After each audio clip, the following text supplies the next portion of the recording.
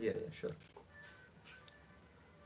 Okay. So this is the last call for the second year people. Basically, there are many surprises ahead in this event. So please ask your friends to join the event.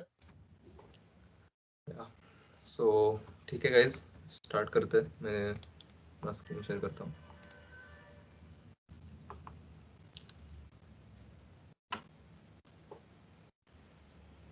Yes. So screen दिख रहा है and I'm audible and visible, Nikhil? Yes, Adarsh. Okay. So yeah, here we are in the Android Study Jam session 2 guys. So basically upon session 1 में जो था Android के बारे में थोड़ा सा हमने पढ़ा था कि एंड्रॉइड क्या है actually, as an operating system कितना बेनिफिशियल है एंड्रॉइड.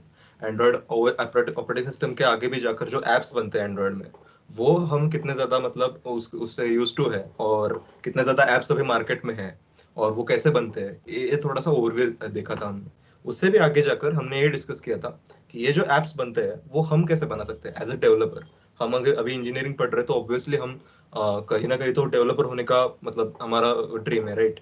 सो ये जो डेवलपमेंट प्रोसेस होती है वो कैसे होती है, आपको स्टार्ट कैसे करना है, इसके बारे में थोड़ा सा हमने ओवरव्यू देखा था. तो जो गूगल का ये इवेंट है एंड्रॉइड स्टडी जैम्स, ये मंथ लॉन्ग इवेंट है, लाइक 40 days तक ये चलता है. एंड अभी भी अगर इस 12th of December, राइट? लेकिन अभी भी अगर आपने स्टार्ट नहीं किया तो still you can hop in, like अभी भी आप स्टार्ट कर सकते हो. आप एकदम बेसिक से स्टार्ट कर सकते हो पूरा कोर्स, और आपको सफिशिएंट टाइम है आई थिंक पूरा कोर्स कंप्लीट करने के लिए. और ये ज़्यादा स्ट्रेसफुल भी नहीं रहेगा क्योंकि टोटल कोर्स में जो है 6 यूनिट्स है ओनली. तो आराम से कर सकते हो आप, डेली आप जो कंसिस्टेंट रहेंगे तो आराम से कंप्लीट हो जाएगा.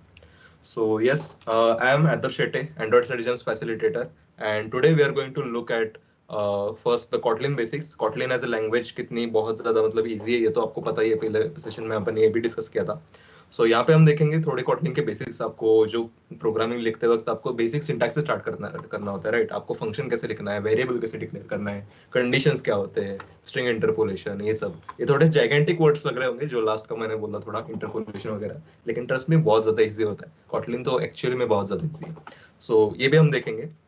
उसके बाद जो मेजर है अपना, वो यहाँ पे हम ऐप बनाएंगे. पिछली बार थोड़ा अपना मेसअप हो गया था, उतना यहाँ पे नहीं होगा क्योंकि ये जो ऐप है बहुत ही ज़्यादा सिंपल है. और मैंने यूनिट 1 और कुछ कंसेप्ट जो यूनिट 2 के मैंने थोड़े से कंबाइन किए, और ये ऐप का अपन ने बनाएंगे इसमें. सो ये सब होने वाला है. उसके पहले अपन जो है एंड्रॉइड स्टडी जैम्स होता क्या है, ये जो अगर आप नए हो, आपको कुछ आइडिया नहीं आ रहा है कि हाँ, यहाँ पे हो क्या रहा है, तो ऐसा कुछ मत सोचो कि मैंने ऐसे बीच में ही ज्वाइन कर लिया तो मुझे कुछ समझेगा नहीं, कॉटलिन क्या चल रहा है, एंड्रॉइड क्या चल रहा है, ऐप कहाँ से बन रहे हैं. कुछ नहीं ऐसा होगा. तो अपन बेसिक से स्टार्ट करेंगे, आप नए हो ऐसे समझूंगा मैं, और वहाँ से स्टार्ट करेंगे. एंड इसके बाद बीच बीच में हमने बहुत अच्छे अच्छे सरप्राइजेस रखे हैं कि हम जी डी एस सी जो है, G D S C D Y P C O, we are recruiting. So basically you can win chance to work with G D S C team. So yeah बहुत ज़्यादा मज़ा आने वाला है. So start करते हैं पहले स्लाइड से. और पहला तो अपना लाइक फिक्स्ड होता है, slido.com पे अपन थोड़ा सा गेम खेलते हैं. सो इस बार अपने क्विज रखा है. सो आप ये QR कोड स्कैन कर लो या फिर slido.com पे अपने फ़ोन पे जाओ और ये कोड एंटर करो 833807. मैं यहाँ पे एंटर भी कर देता हूँ चैट बॉक्स में, 833807. हाँ. सो ज्वाइन फास्ट.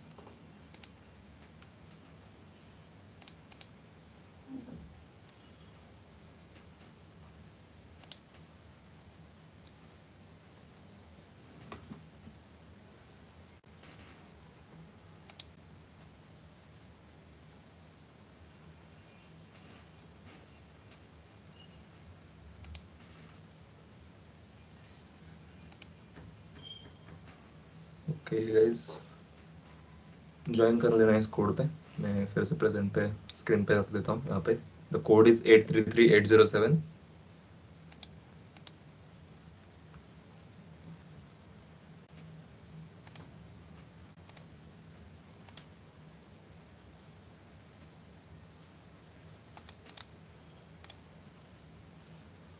या सो आई होप ऑलमोस्ट सारे लोगों ने ज्वाइन कर लिया होगा. सो या स्टार्ट करते हैं अपना पहला क्विज. सो हाँ, अभी ज्वाइन हो रहे हैं, my bad.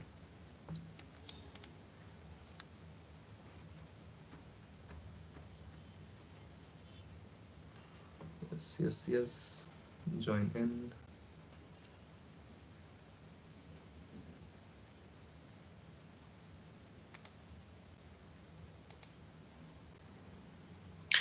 So we have 77 participants in the teams. So guys, please do join fast. We are a bit lack of time.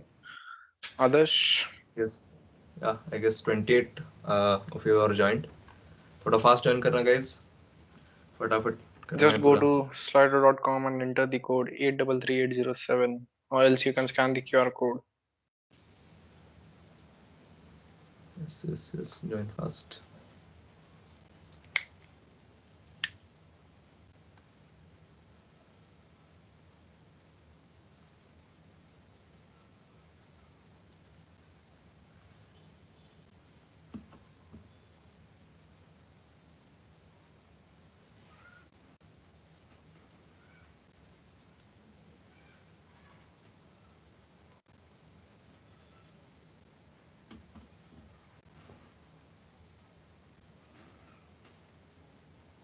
इस सेशन में हम ये भी अनाउंस करने वाले हैं कि लाइक आप अगर अच्छे से मतलब लास्ट तक एंड्रॉइड स्टडी कंटिन्यू करके आप पूरा प्रॉपर कोर्स कंप्लीट करते हो तो आपको ऑब्वियसली ये मिलेंगे, गुडीज मिलेंगे जीडीएससी की तरफ से.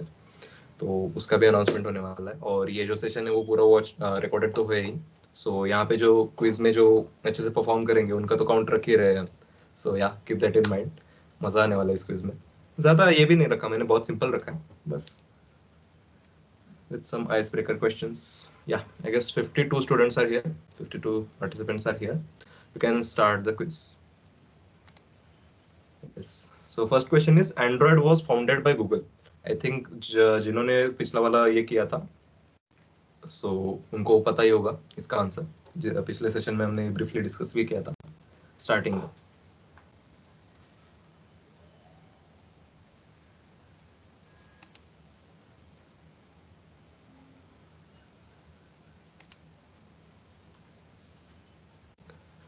इस आंसर करो फास्ट. 30 out of 55. इतना भी सोचने की जरूरत नहीं है यार, बस गूगल मत कर लेना बीच में.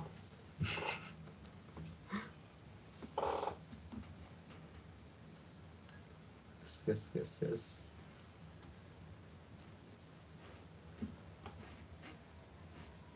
Android was founded by Google or not? The question is founded, okay? Android is currently run by Google, we know.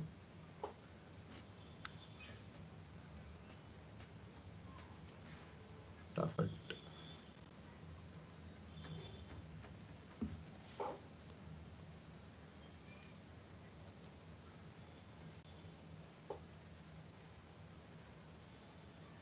Okay, yes, the time is up.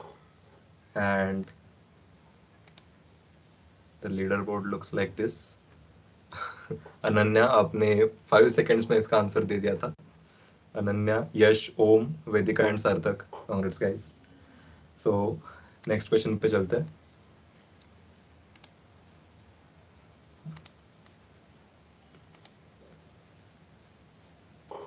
Yes, ये भी क्वेश्चन हमने डिस्कस किया था, मतलब ये फैक्ट भी हमने डिस्कस की थी.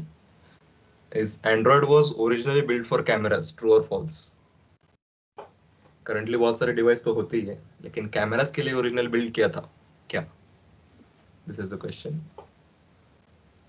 इसका भी आंसर इजी है. अगर आपने ज्वाइन नहीं किया था सेशन 1 तो थोड़ा सा सोचना पड़ेगा. अगर किया था तब तो आंसर ये आ गया होगा. इट्स वियर्ड राइट, कैमरास के भी अलग अलग ओएस होते हैं राइट. अपन को सिर्फ विंडोज और ये पता है, एंड्रॉइड पता है, मैक, लिनक्स ये सब सुने हुए हैं. लेकिन इसके अलावा भी बहुत सारे ऑपरेटिंग सिस्टम्स होते हैं जो कि बेसिकली लिनक्स के या फिर यूनिक्स के बोल सकते हो आप. थोड़े से मॉडर्न वर्जन है. सो बहुत सारे ऑपरेटिंग सिस्टम्स होते हैं guys. तो ये ओरिजिनली किसके लिए बनाया गया था Android?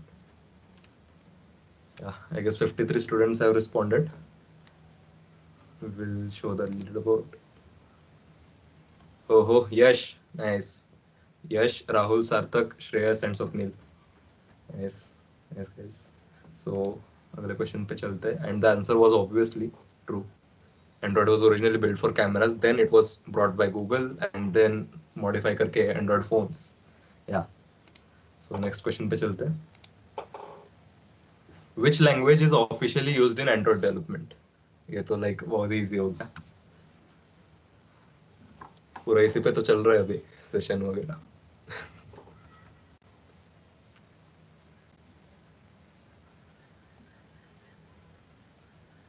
Yes. 51 of you have responded. 54. Okay, let's close this. Java. Nice. Okay, ये इंस्टा स्टोरी पे भी था आपने? राइट, ये इंस्टा स्टोरी पे हमने स्टार्टिंग में एकदम से पूछा था ये क्वेश्चन.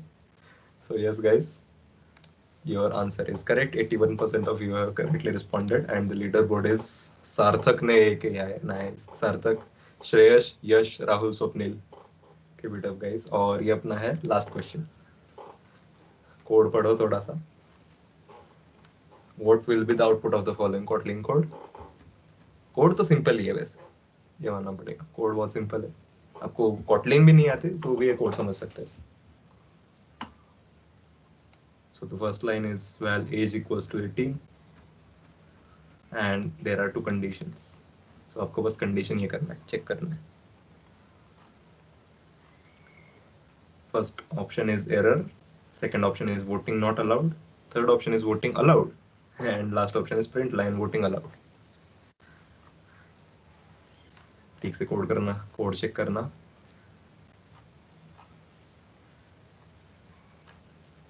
यप 51. ओके, काउंट तो रुक ही गया. कम ऑन, ये ज्यादा कॉम्प्लिकेटेड नहीं है. ठीक है, ओके, आंसर रिवील करते हैं अब. वोटिंग नॉट अलाउड, इसको एरर 3% लोगों ने बोला था. सिंटैक्स एरर है तो यार रन करके देख लो. लग रहा है आपको तो. 12% of you responded voting allowed and print line voting allowed 5%. So the answer is voting not allowed, obviously. Yeah. And leaderboard देखते हैं. सार्थक, nice, एकदम कम टाइम में. Congratulations सार्थक. Of course, Shreyas, Yash, Rahul and Swapnil, all of you, congratulations. Nice. So ये हो गया अपना क्विज का. तो अभी अपन मूव ऑन करते हैं अपने सेशन पे. Yes.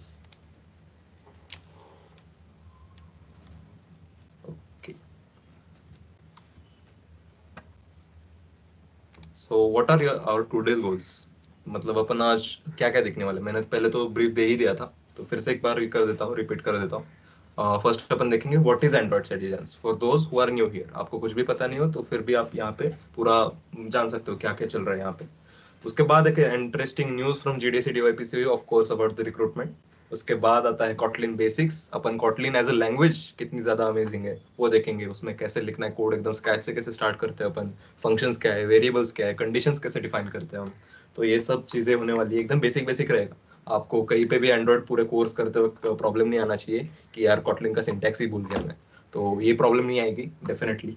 सो यहाँ पे हम कॉटलिन बेसिक्स कवर करेंगे. उसके बाद make an app in Android studio. ये ऐप थोड़ा सा मतलब सिमिलर होगा यूनिट 1 में जो आपने बनाया है, लेकिन उसको थोड़ा सा हमने ट्विस्ट कर दिया है. ज्यादा ट्विस्ट भी नहीं बोल सकते, सिंपल है. तो वो हम बनाएंगे.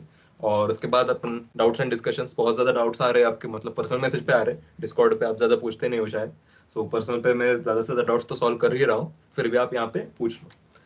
ठीक है, तो स्टार्ट करते हैं. So what's the deal of this Android study jam. ये क्या कर रहा है, मतलब ये क्या और क्या चल रही है party. So it is an event conducted by Google on yearly basis where you will get access to a free course from Google where you will learn how to build apps in Kotlin language. Yes, from scratch. So basically ये एक course है जो Android Google ने launch किया था Android development सिखाने के लिए आपको. ओके, किसी का डाउट नहीं क्लियर हुआ. यस, अपन डाउट्स लास्ट में लेंगे. सो यहाँ पे अपन स्टार्ट करते हैं सेशन से.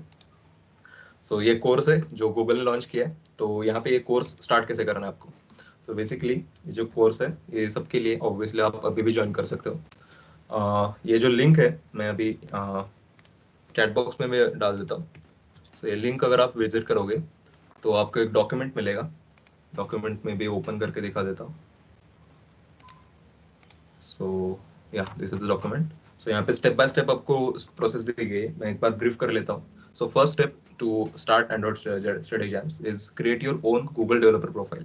सो ये गूगल डेवलपर प्रोफाइल एक प्रोफाइल, पब्लिक प्रोफाइल रहती है आपकी, जहाँ पे आपके जो बैजेस रहते हैं वो बैजेस आप कोर्स कंप्लीट करते वक्त आप अर्न करते हो. वो बैजेस यहाँ के शोकेस होते हैं. इस बैजेस पे डिसाइड होता है कि आपने कोर्स कितना कंप्लीट किया है, राइट. सो ये सारी चीज़ें इस डेवलपर प्रोफाइल से होती है. सो ये कैसे क्रिएट करना है आपको पब्लिकली, ये यहाँ से आपको वीडियो में मिल जाएगा. इस डॉक्यूमेंट के इसमें वीडियो भी लिस्टेड है, तो वीडियो आप देख लो.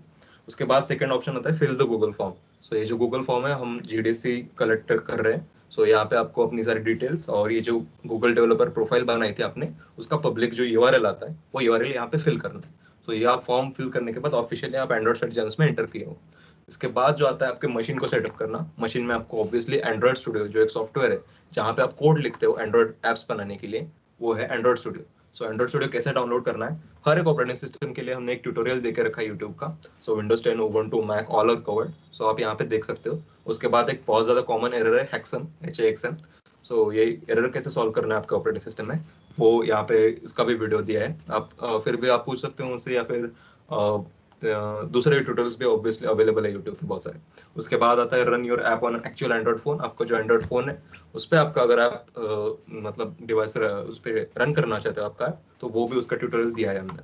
सो वो ही मैं रिकमेंड करूंगा, क्योंकि लैपटॉप बहुत ज़्यादा स्लो हो जाता है अगर आप ऐप को अपने लैपटॉप में रन करोगे एमुलेटर में. उसके बाद start the Android study jams course. ये जो कोर्स है इसका लिंक भी यहाँ पे किया है. जो पूरा कोर्स हम की बात कर रहे हैं वो यही कोर्स है, ये एंड्रॉइड स्टडी जैम्स का एंड्रॉइड बेसिक्स कॉटलिन कोर्स. सो यहाँ पे आपको विजिट करना है और ये जो 6 यूनिट्स है वो आपको कंप्लीट करना है. And last but not the least, join GDC DYPC community Discord server to clear your doubts and queries. So बहुत ज़्यादा अपने okay resend the link Sushant. I'll copy and paste the link again for you. Yes, ये आपके dock की link है इसकी, इस dock की, और ये ओपन करने के बाद सारी स्टेप बाय स्टेप प्रोसेस आपको मिल जाएगी. तो ये था आपको कैसे स्टार्ट करना है एंड्रॉइड स्टडी जैम्स. इसके पहले आपको कुछ भी पता नहीं था, तो ये पूरा वन स्टॉप डॉक्यूमेंट है, आप यहाँ से पढ़ के पूरा ये कर सकते हो. फिर भी आपको कुछ डाउट्स आ रहे तो हमारे डिस्कॉर्ड सर्वर पे हम सब आंसर करने के लिए रेडी बैठे हैं. बस आपको पूछना है या फिर पर्सनल पे भी पूछ सकते हो. So yeah this is all about Android study jams. आपको कैसे स्टार्ट करना है, क्या करना है, लाइक दैट. सो या गूगल अभी भी आपको चांस दे रहा है. सो हॉप इन गाइस, बहुत ज़्यादा मज़ा आने वाला है. आप एक्चुअली अपने खुद से एक ऐप बनाएंगे. ओके, सो बहुत ज़्यादा इंटरेस्टिंग है. आई नो, बहुत ज़्यादा एक्साइट हो रहा हूँ मैं.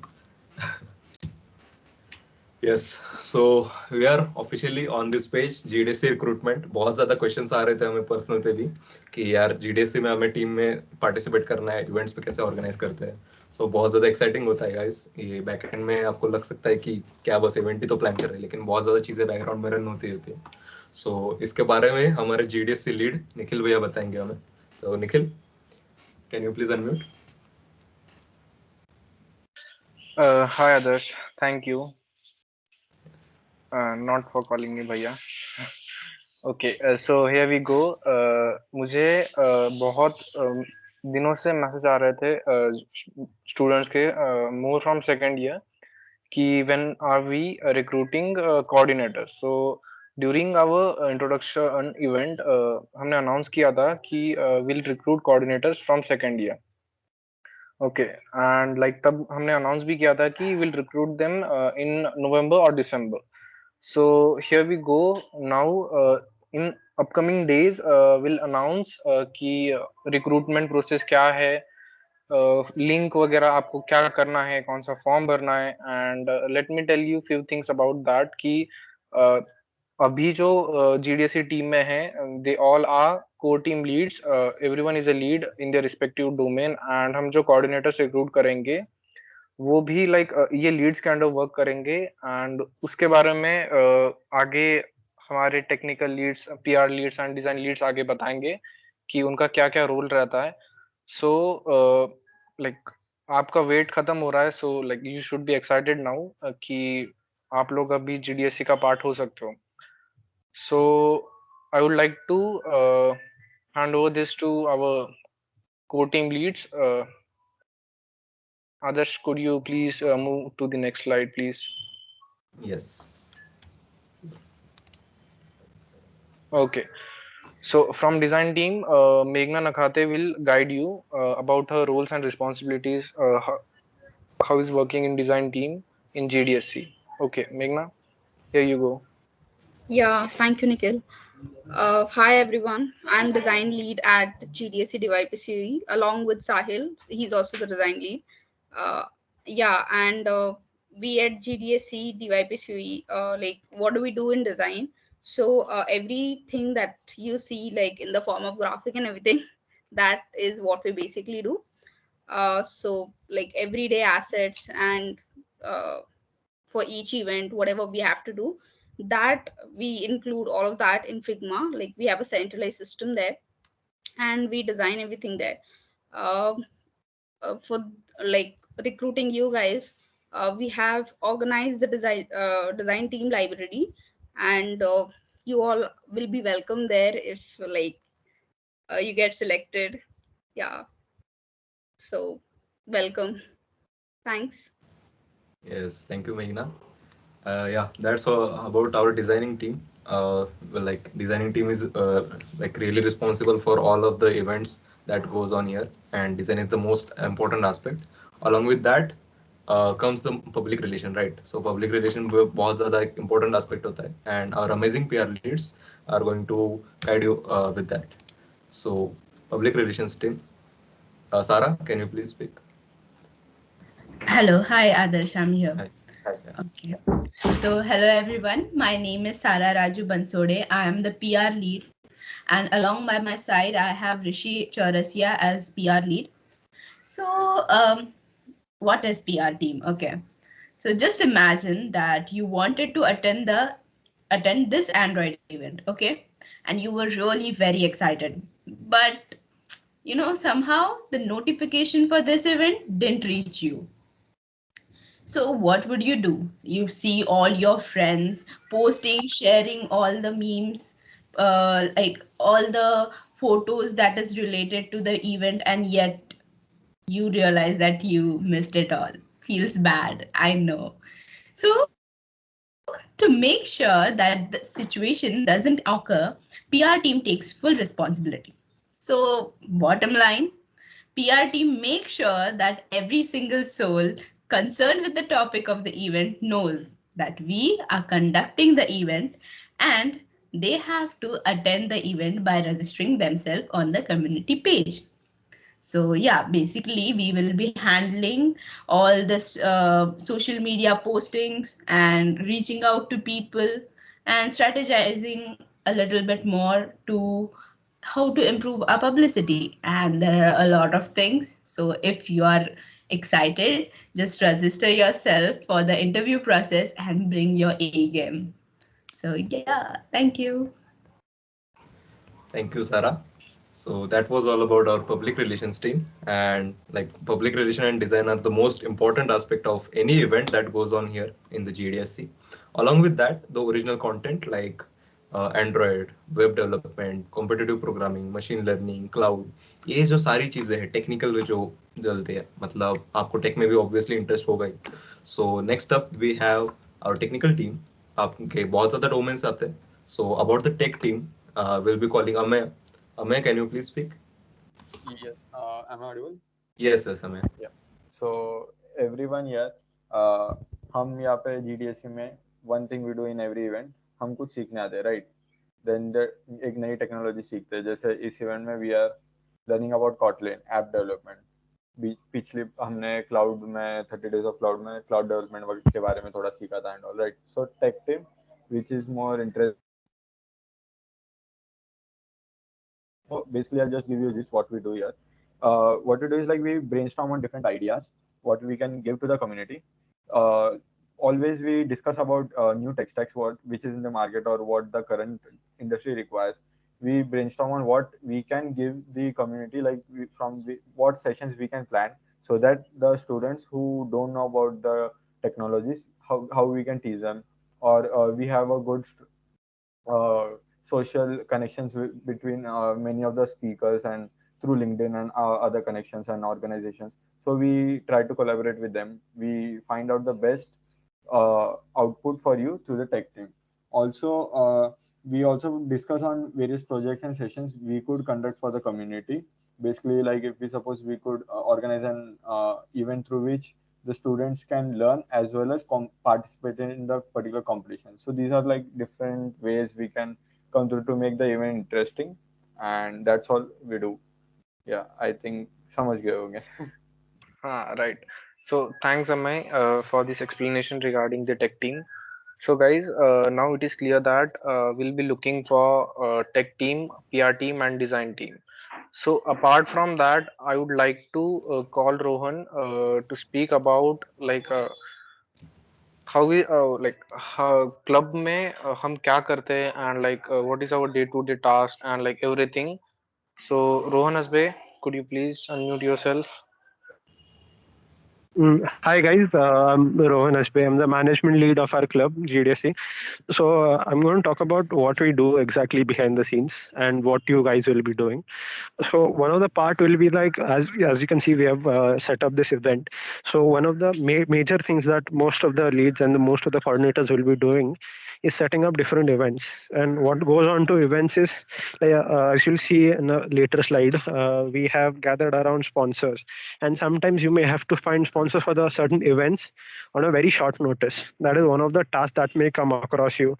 Or if you want to increase engagement, what different things will you be doing, or what kind of events you want to do. And as you see, we have always gotten some expert speaker to for certain events. So finding those expert speakers is also one of the part that how do we find that speaker, how do we approach them. All these things you have to do on your own, and we have done on our own. We have not had anybody guide us, so at least we'll be there to guide you guys, to help you get into this. So moving forward, we'll be helping the coordinators set up all the events, and we'll be guiding them how to set up those events, and we'll also be helping them with any issues we have. So moving forward, main things though the coordinators will be doing is to connect with their own divisions. We ourselves have some connect with some juniors, but when we get people from second year, first year, or even third year, we will be able to reach more and more people will be able to benefit from GDSC. Main motive of GDS is to help each other, right? So as you can see, some of our partners, we have able to find these sponsors on our own. We've not taken help from anyone. So this is one of the tasks that all the coordinators will be doing. So this is one major thing I'd say. And of course that so main motive, as I said, of GDS is to help each other. That is what the coordinators will be doing. We will be looking to help our own friends, our own colleagues, and trying to help everyone grow together. So that is main thing that all the coordinators will be doing. More specifics of how we are going to recruit people, when we are going to recruit people, will be rolled out slowly, and everyone will have to fill a Google form where you'll have to fill your information. The exact details will be given in a message later, obviously. So yeah, that's all I had to say for now. Back to Thanks, the Ro. others. Okay. Yes. Thanks, Rohan. Thanks, Rohan, for that. I just want to personally tell second year people that this is the best opportunity you can get in your second year. So please don't miss this opportunity and keep an eye on our updates and follow the Android Study Jam. We'll be giving updates in these events, and also follow our Instagram page. And if you are not on our Discord server, please let us know. We'll add you. Okay, so thanks others. Back to you. Yes, thank you, Nikhil. So as you guys got to know that how we are going to recruit, like why we are going to recruit coordinators, इसके बाद अपन थोड़ा Android study jams पे move करते हैं. सो ये Android study jams चल तो रहा है, तो लेकिन इसका थोड़ा एंड का भी सोचना पड़ेगा, राइट?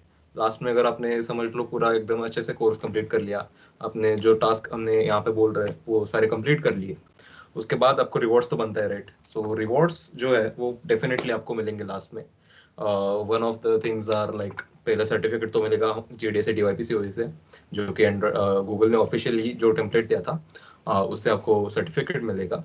उसके बाद बहुत ज़्यादा पर्क्स रहने वाले from GDSC DYPCOE, as you know guys, like we have partnered with so many of the companies, naming them like Give My Certificate, so platform to generate and send verifiable documents. So Give My Certificate एक बहुत ज़्यादा मतलब leading website है जो कि हम खुद use करते हैं हमारे इवेंट्स जब ऑर्गेनाइज करते हैं तब. सो ये बहुत ज़्यादा इंटरेस्टिंग वेबसाइट है. उसके बाद Hyphen, revolutionary employee review platform to help employers get genuine employees. So ये जो हाइफन वेबसाइट है, कंपनी है, ये जो एम्प्लॉयर्स है उनको बहुत ज़्यादा हेल्प करती है एक्चुअली वेरीफाइबल एम्प्लॉयज़ को हायर करने में. सो ये बहुत ज़्यादा मतलब सही कंपनी काम करती है. उसके बाद टास्केट, a platform where remote teams chat, organize and get things done. Taskade is like a very brilliant platform to like आप अगर किसी टीम में हो तो आपका जो कम्युनिकेशन है वो एकदम स्मूथली हो, ये आपको मतलब इंश्योर करता है टास्केड। उसके बाद जेट ब्रेन्स तो आपको पता ही है, mother of Kotlin we can say. जो कॉटलिन लैंग्वेज है वो जेट ब्रेन्स कंपनी ने बनाई है। उसके साथ आपको बहुत सारे सॉफ्टवेयर जो है वो जेट ब्रेन्स की तरफ से आते हैं। बहुत ज़्यादा IDEs कोड एडिटर्स जो होते हैं वो जेट ब्रेन्स के रहते हैं। उसके बाद Atish Jain, coding career expert, he is well known career guidance और like you can say personal mentor for you if you are starting with in engineering or you want to get into the industry, right? So आपको एक personal जो mentoring रहती है वो आपको बहुत ज़्यादा benefit करती है। And Atish Jain is one of the few mentors, like I have personally experienced this, like he is the best mentor you can get in the market, and like he will guide you one to one, like personally आपकी जो weaknesses है वो आपको cover कैसे करने हैं, आपकी जो कोडिंग जो टेक्निकल स्किल्स है आपको कैसे बिल्ड कर सकते हैं, ये बहुत ज़्यादा मतलब 1-to-1 गाइडेंस आपको मिल जाएगा। So yes, that's all about our partners for this event. And after this, Rohan, would you like to add anything to this thing, like what we will get if we complete the Android exams? Yes. Yep. Yes, guys. One more very exciting thing I want to tell you about is that we have, with the help of our sponsors, we are able to get you some very nice goodies. So I'd like to announce that at the end of Android Jam, you have to make an app, and those apps will be submitted to others, and we'll evaluate those apps. And few of the winners will be getting some goodies. So one example of that goodie could be a hoodie or a t-shirt, and we are also printing out stickers for you guys, so all of the participants will be getting stickers. And so we want you guys to go ahead and try to make the best app you can and try to win the main prize, that would be a hoodie. Yeah, that's all I wanted to say. Yes, thank you Rohan for exciting news. इसके साथ तो मैं भी बहुत ज़्यादा excited हो गया हूँ कि मैं भी ऐप बनाऊंगा लास्ट में। सेम, मुझे भी मिल सकता है ना। GDSC लीड वो हम टीम डिसाइड करेंगे। Yes. अंदर के अंदर हम निकाल लेंगे, इसका कुछ नहीं। राइट, सो आई गेस आप सभी बहुत ज़्यादा एक्साइटेड होंगे एप्स बनाने के लिए, तो अपन मेन जो अपना कंटेंट है उससे स्टार्ट करते हैं। Yeah, so let's get our hands dirty with Kotlin language basics.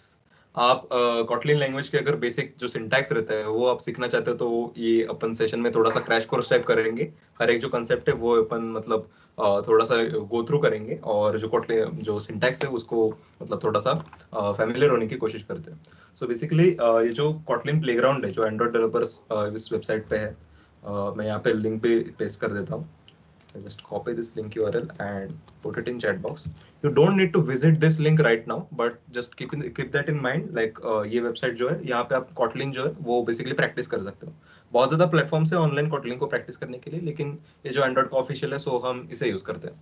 ठीक है, तो ये जो कुछ ऐसा दिखता है Kotlin प्लेग्राउंड। सो यहाँ पे जस्ट एक सिंपल कोड एडिटर है, यहाँ पे आप अपना कोड लिख सकते हो और उसके बाद उसे रन करके बेसिकली आउटपुट चेक कर सकते हो। तो आपको जो बेसिक्स है आपको बहुत ज़्यादा सेटअप नहीं करना पड़ेगा आपके मशीन में Kotlin जस्ट सीखने के लिए, तो आप जस्ट ऑनलाइन ब्राउजर में जाके आप ये प्रैक्टिस कर सकते हो। सो ये है आपकी वेबसाइट Kotlin प्लेग्राउंड। आपको बाद में PPT का लिंक वगैरह सब मिल दी जाएगा, तो वहाँ पे आप इस लिंक को ढूंढ सकते हो, राइट, या फिर गूगल भी कर लोगे तो मिल जाएगा। सो जो कंटेंट रहेगा मतलब अपन क्या क्या टॉपिक्स कवर करने वाले वो ये है। First of all print a message, जो एक सिंपल मैसेज कैसे प्रिंट करता है अपने कमांड लाइन पे, वो हम देखेंगे। उसके बाद फंक्शंस क्या होते हैं उसको डिफाइन कैसे करते हैं ये देखेंगे। उसके बाद जो वेरिएबल्स एकदम फंडामेंटल कॉन्सेप्ट है आपकी प्रोग्रामिंग का, आप सभी को ऑलमोस्ट पता होगा वेरिएबल्स या फिर जो फंडामेंटल्स है प्रोग्राम के पता ही होगा, लेकिन वो Kotlin में कैसे डिफाइन करते हैं उसमें थोड़े से सिंटैक्टिकल प्रॉब्लम्स क्या आते हैं आपको, या फिर सिंटैक्स लिखते वक्त क्या आपको क्या ध्यान रखना है वो आपको यहाँ पे पता चलेगा। उसके बाद आता है कंडीशंस, बहुत ही इजी टॉपिक है ये, नहीं तो ये इफ एल्स, राइट, बहुत ही मतलब बेसिक सा टॉपिक है, फिर भी कैसे लिखते हैं एक बार गो थ्रू कर लेंगे हम। उसके बाद आता है स्ट्रिंग इंटरपोलेशन, बहुत बड़ा जंबो वर्ड है, राइट, लेकिन इसका कुछ भी मतलब ये नहीं है, हार्ड नहीं है। सो वो क्या है देखेंगे, स्ट्रिंग इंटरपोलेशन। उसके बाद आता है create and call functions. Functions तो हमने देख लिए कैसे होते हैं, लेकिन अब खुद के फंक्शंस कैसे बनाएंगे, उसके टाइप क्या क्या होते हैं, उसमें पैरामीटर्स क्या लेंगे, रिटर्न कैसे करेंगे, ये सब चीज़ें यहाँ पे देखेंगे। और उसका बहुत ज़्यादा इंपॉर्टेंट टॉपिक है कॉल फंक्शंस। बहुत ज़्यादा बार हो जाता है कि फंक्शंस हमने क्रिएट वगैरह कर ले, बहुत ज़्यादा उसमें प्रोसेसिंग है, उसके बाद वो फंक्शन कॉल ही नहीं किया। सो ये बहुत ज्यादा ध्यान में रखना, कभी कोड करोगे तो पहले कुछ भी नहीं हो रहा तो ध्यान रखना कॉल किया है कि नहीं फंक्शन। मेरा बहुत ज्यादा टाइम वेस्ट गया है इस पे क्योंकि मेरा फंक्शन कॉल ही नहीं किया था। ओके, मेरे जैसे गलती मत करना। सो या first point, print a message. Basically ये जो यहाँ पे आपको कोड दिख रहा होगा, फन मेन, फन जो है वो एक कीवर्ड है जो कि फंक्शन डिफाइन के लिए करने के लिए होता है। दूसरे पॉइंट में वो देखेंगे हम। उसके बाद अगर सेकंड लाइन पे आप कंसंट्रेट करोगे तो यहाँ पे हमने लिखा है प्रिंट लाइन, प्रिंट एल, ये जो सिंटैक्स है उसके बाद एक पेयर ऑफ पैरेंथेसिस दिए हमने, pair of brackets you can say, और उसके बाद ये जो डबल कोट्स में हमने कुछ तो लिखा है, हेलो वर्ल्ड, राइट। सो ये जो डबल कोट्स मैंने जैसे स्टार्ट किया, मैं फिर से एक बार आपको लिख के दिखाता हूँ। तो जैसे टाइप कर रहा हूँ मैं, सारे जो मेरे लेटर्स है वो ब्लैक में, उसके बाद मेरे पैरेंथेसिस दी फिर भी ब्लैक में, लेकिन जैसे ही मैंने डबल कोट्स दिए उसके अंदर का सारा मेरा ग्रीन हो रहा है। तो इसका मतलब क्या है, वो इसको एज इट इज प्रिंट कर रहा है, मतलब इसके स्ट्रिंग के अंदर जो डबल कोट्स है उसके अंदर जो कुछ भी आएगा वो उसको एज इट इज ट्रीट करेगा, उसके अंदर कुछ ज्यादा मॉडिफिकेशन करने का ट्राई नहीं करेगा, मतलब वो जैसे कि वैसा प्रिंट करने का। ठीक है, सो इसके अंदर मैं लिखता हूँ hello world, and if I run this again we will get output as hello world. So basically इसने क्या किया, print ln जो हमारा फंक्शन है उसके पैरेंथेसिस के अंदर हमने पास किया, उसको बोलते हैं पैरामीटर। सो ये जो hello world नाम की स्ट्रिंग है वो हमने पास कर दी इस print ln फंक्शन को, और print ln फंक्शन का काम क्या है, जस्ट उसके नाम में ही print the line। ओके, सो इसने प्रिंट कर दिया जो कुछ भी हमने उसे पास किया। सो ये अपना बेसिक सिंटैक्स है प्रिंट करने के लिए। ये जो बहुत ज्यादा हर एक लैंग्वेज में बेसिक जो होता है वो प्रिंट करने होता है, राइट। स्टार्ट कहाँ से करते हैं हम, प्रिंट से करते हैं। सो ये कॉटलिन का एकदम हेलो वर्ल्ड प्रोग्राम है, प्रिंट एलन का।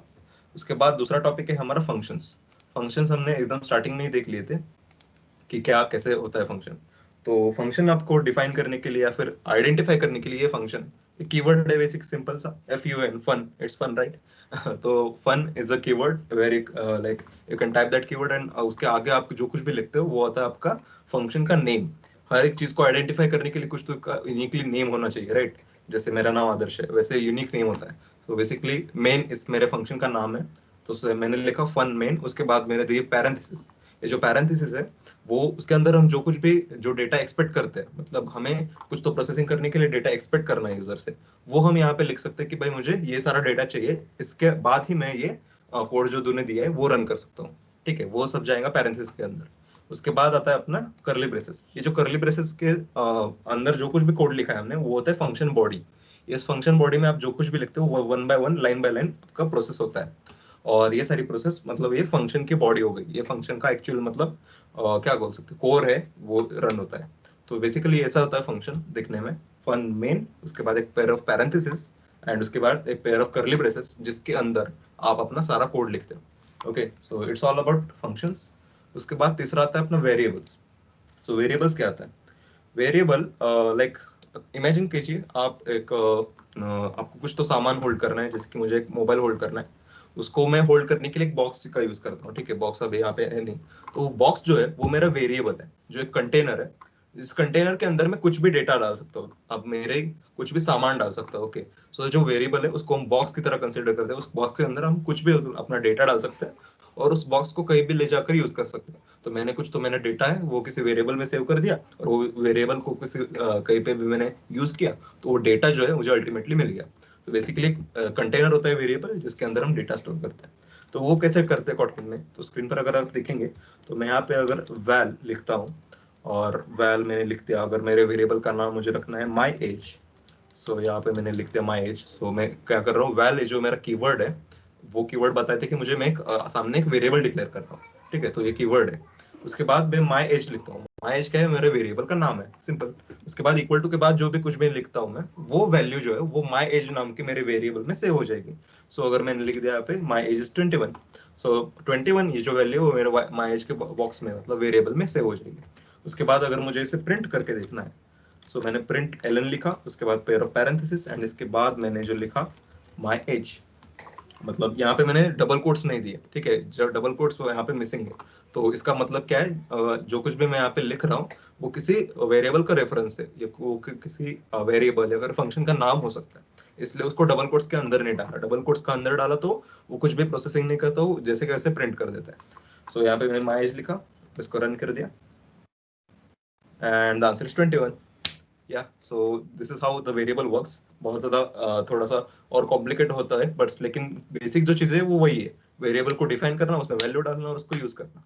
बेसिक प्रोग्रामिंग का तो यही है ना फंडा। उसके बाद दूसरा कीवर्ड आता है हमारा var। ओके, जावास्क्रिप्ट में आपने देखा होगा ये कीवर्ड var। सो ये var जो कीवर्ड है ये सिमिलर काम ऐसे काम करता है वैल जैसे, लेकिन उसका की डिफरेंस है वो हम डिस्कस करते हैं। पहले ये सेम कोड में वैल को रिप्लेस करूंगा var से और रन करूंगा, एंड या the code works exactly same, मतलब कुछ चेंज हुआ ही नहीं। लेकिन फिर वैल और var तो ऐसे कीवर्ड्स क्यों दिए कॉटलिन ने, उसका कुछ तो रीजन होगा ना। तो मैं यहाँ पे अगर ट्राई करता हूँ, जो मैंने var my age is equal to 21 लिखा था, उस my age की वैल्यू में चेंज करने का ट्राई करता हूँ। ठीक है, अगर मैंने झूठ बोलने का चाहा और my age की वैल्यू बोल दी 18 और उसके बाद मैंने प्रिंट कर दिया, सो अभी क्या होगा, 18 प्रिंट कर दिया मेरा। मतलब my age की वैल्यू मैंने इनिशियली तो 21 कर दी थी, उसके बाद मैंने उसको 18 कर दिया। सो एज वैल्यू जो है चेंज हो गई और वो प्रिंट भी हो गई। लेकिन अगर ये सेम चीज मैं वैल में करना चाहूंगा, अगर रन करूंगा, तो वैल कैन नॉट बी रीअसाइंड।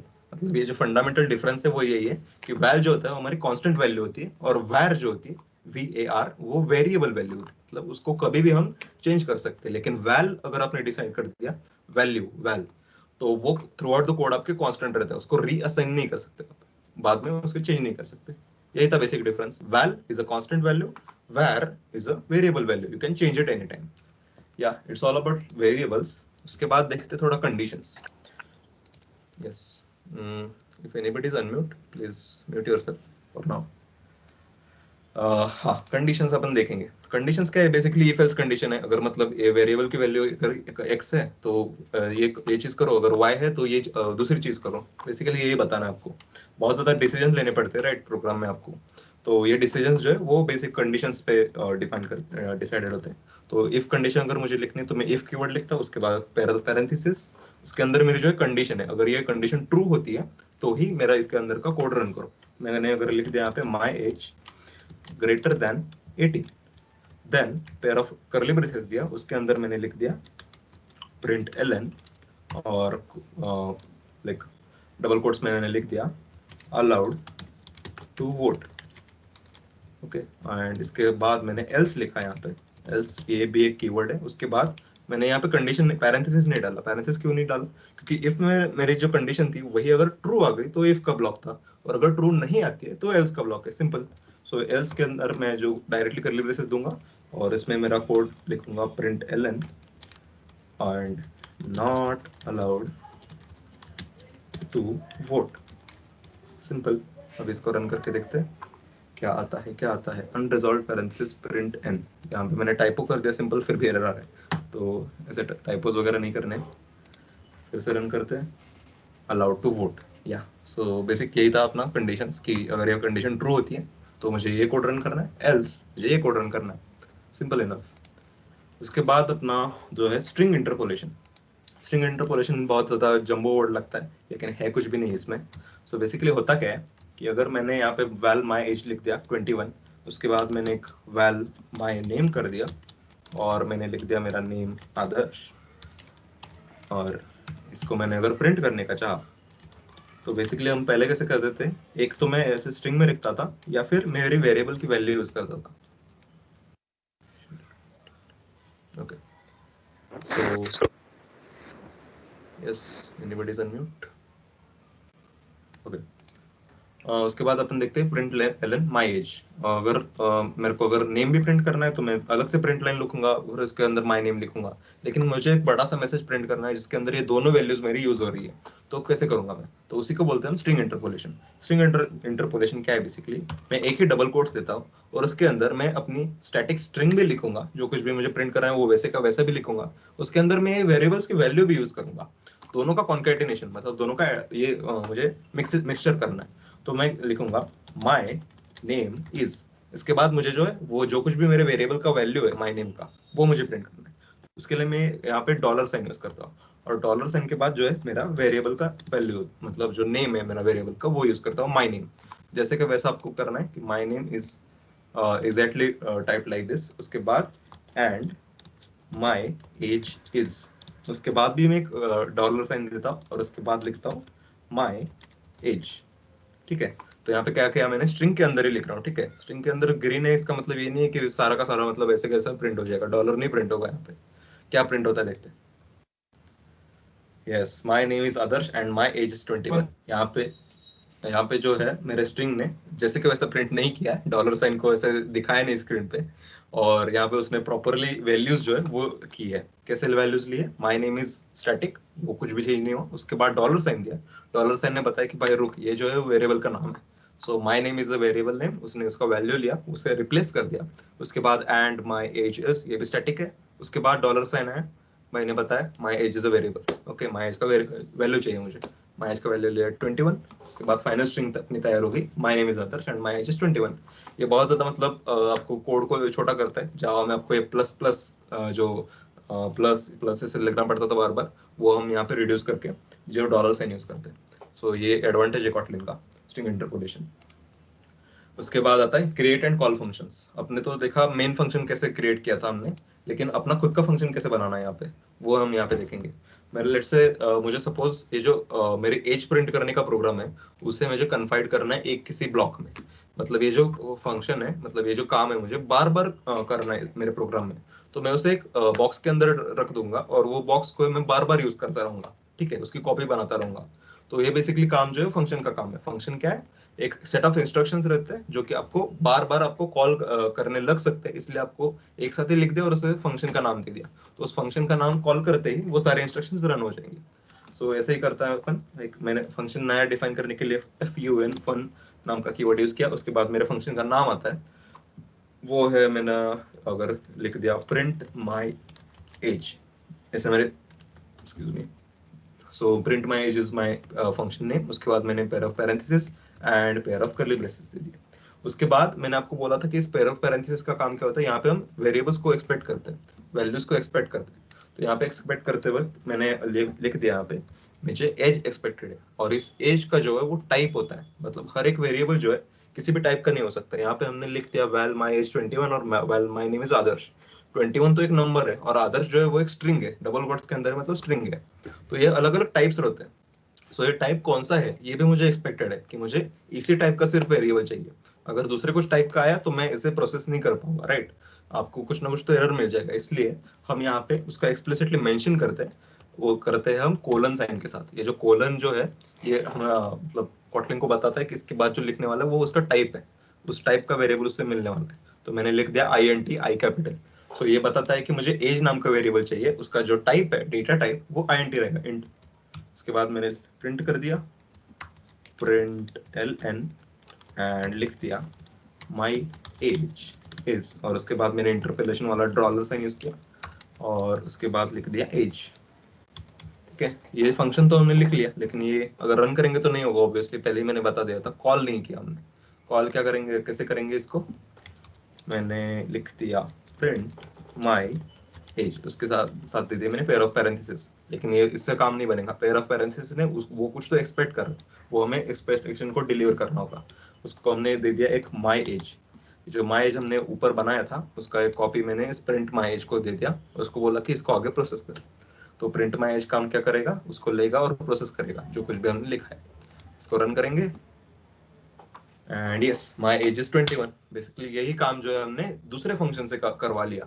ये फंक्शन में कुछ भी 10-15 लाइन का कोड लिख सकता हूँ और मैं बार बार वो ही यूज करता रहूंगा। ओके, सो ये था बहुत ही मतलब बेसिक था। आई नो आपको लाइक 90% ऑफ द थिंग्स पता ही होंगी, लेकिन जो सिंटैक्स है वो कैसे लिखते हैं वो फेमिलियर होने के लिए हमने टॉपिक कवर किया।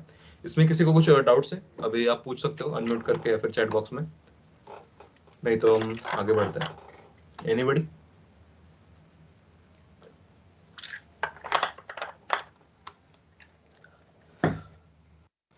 ओके, आई गेस सबको समझ आ गया, ज़्यादा समझने से था भी नहीं, बहुत बेसिक था।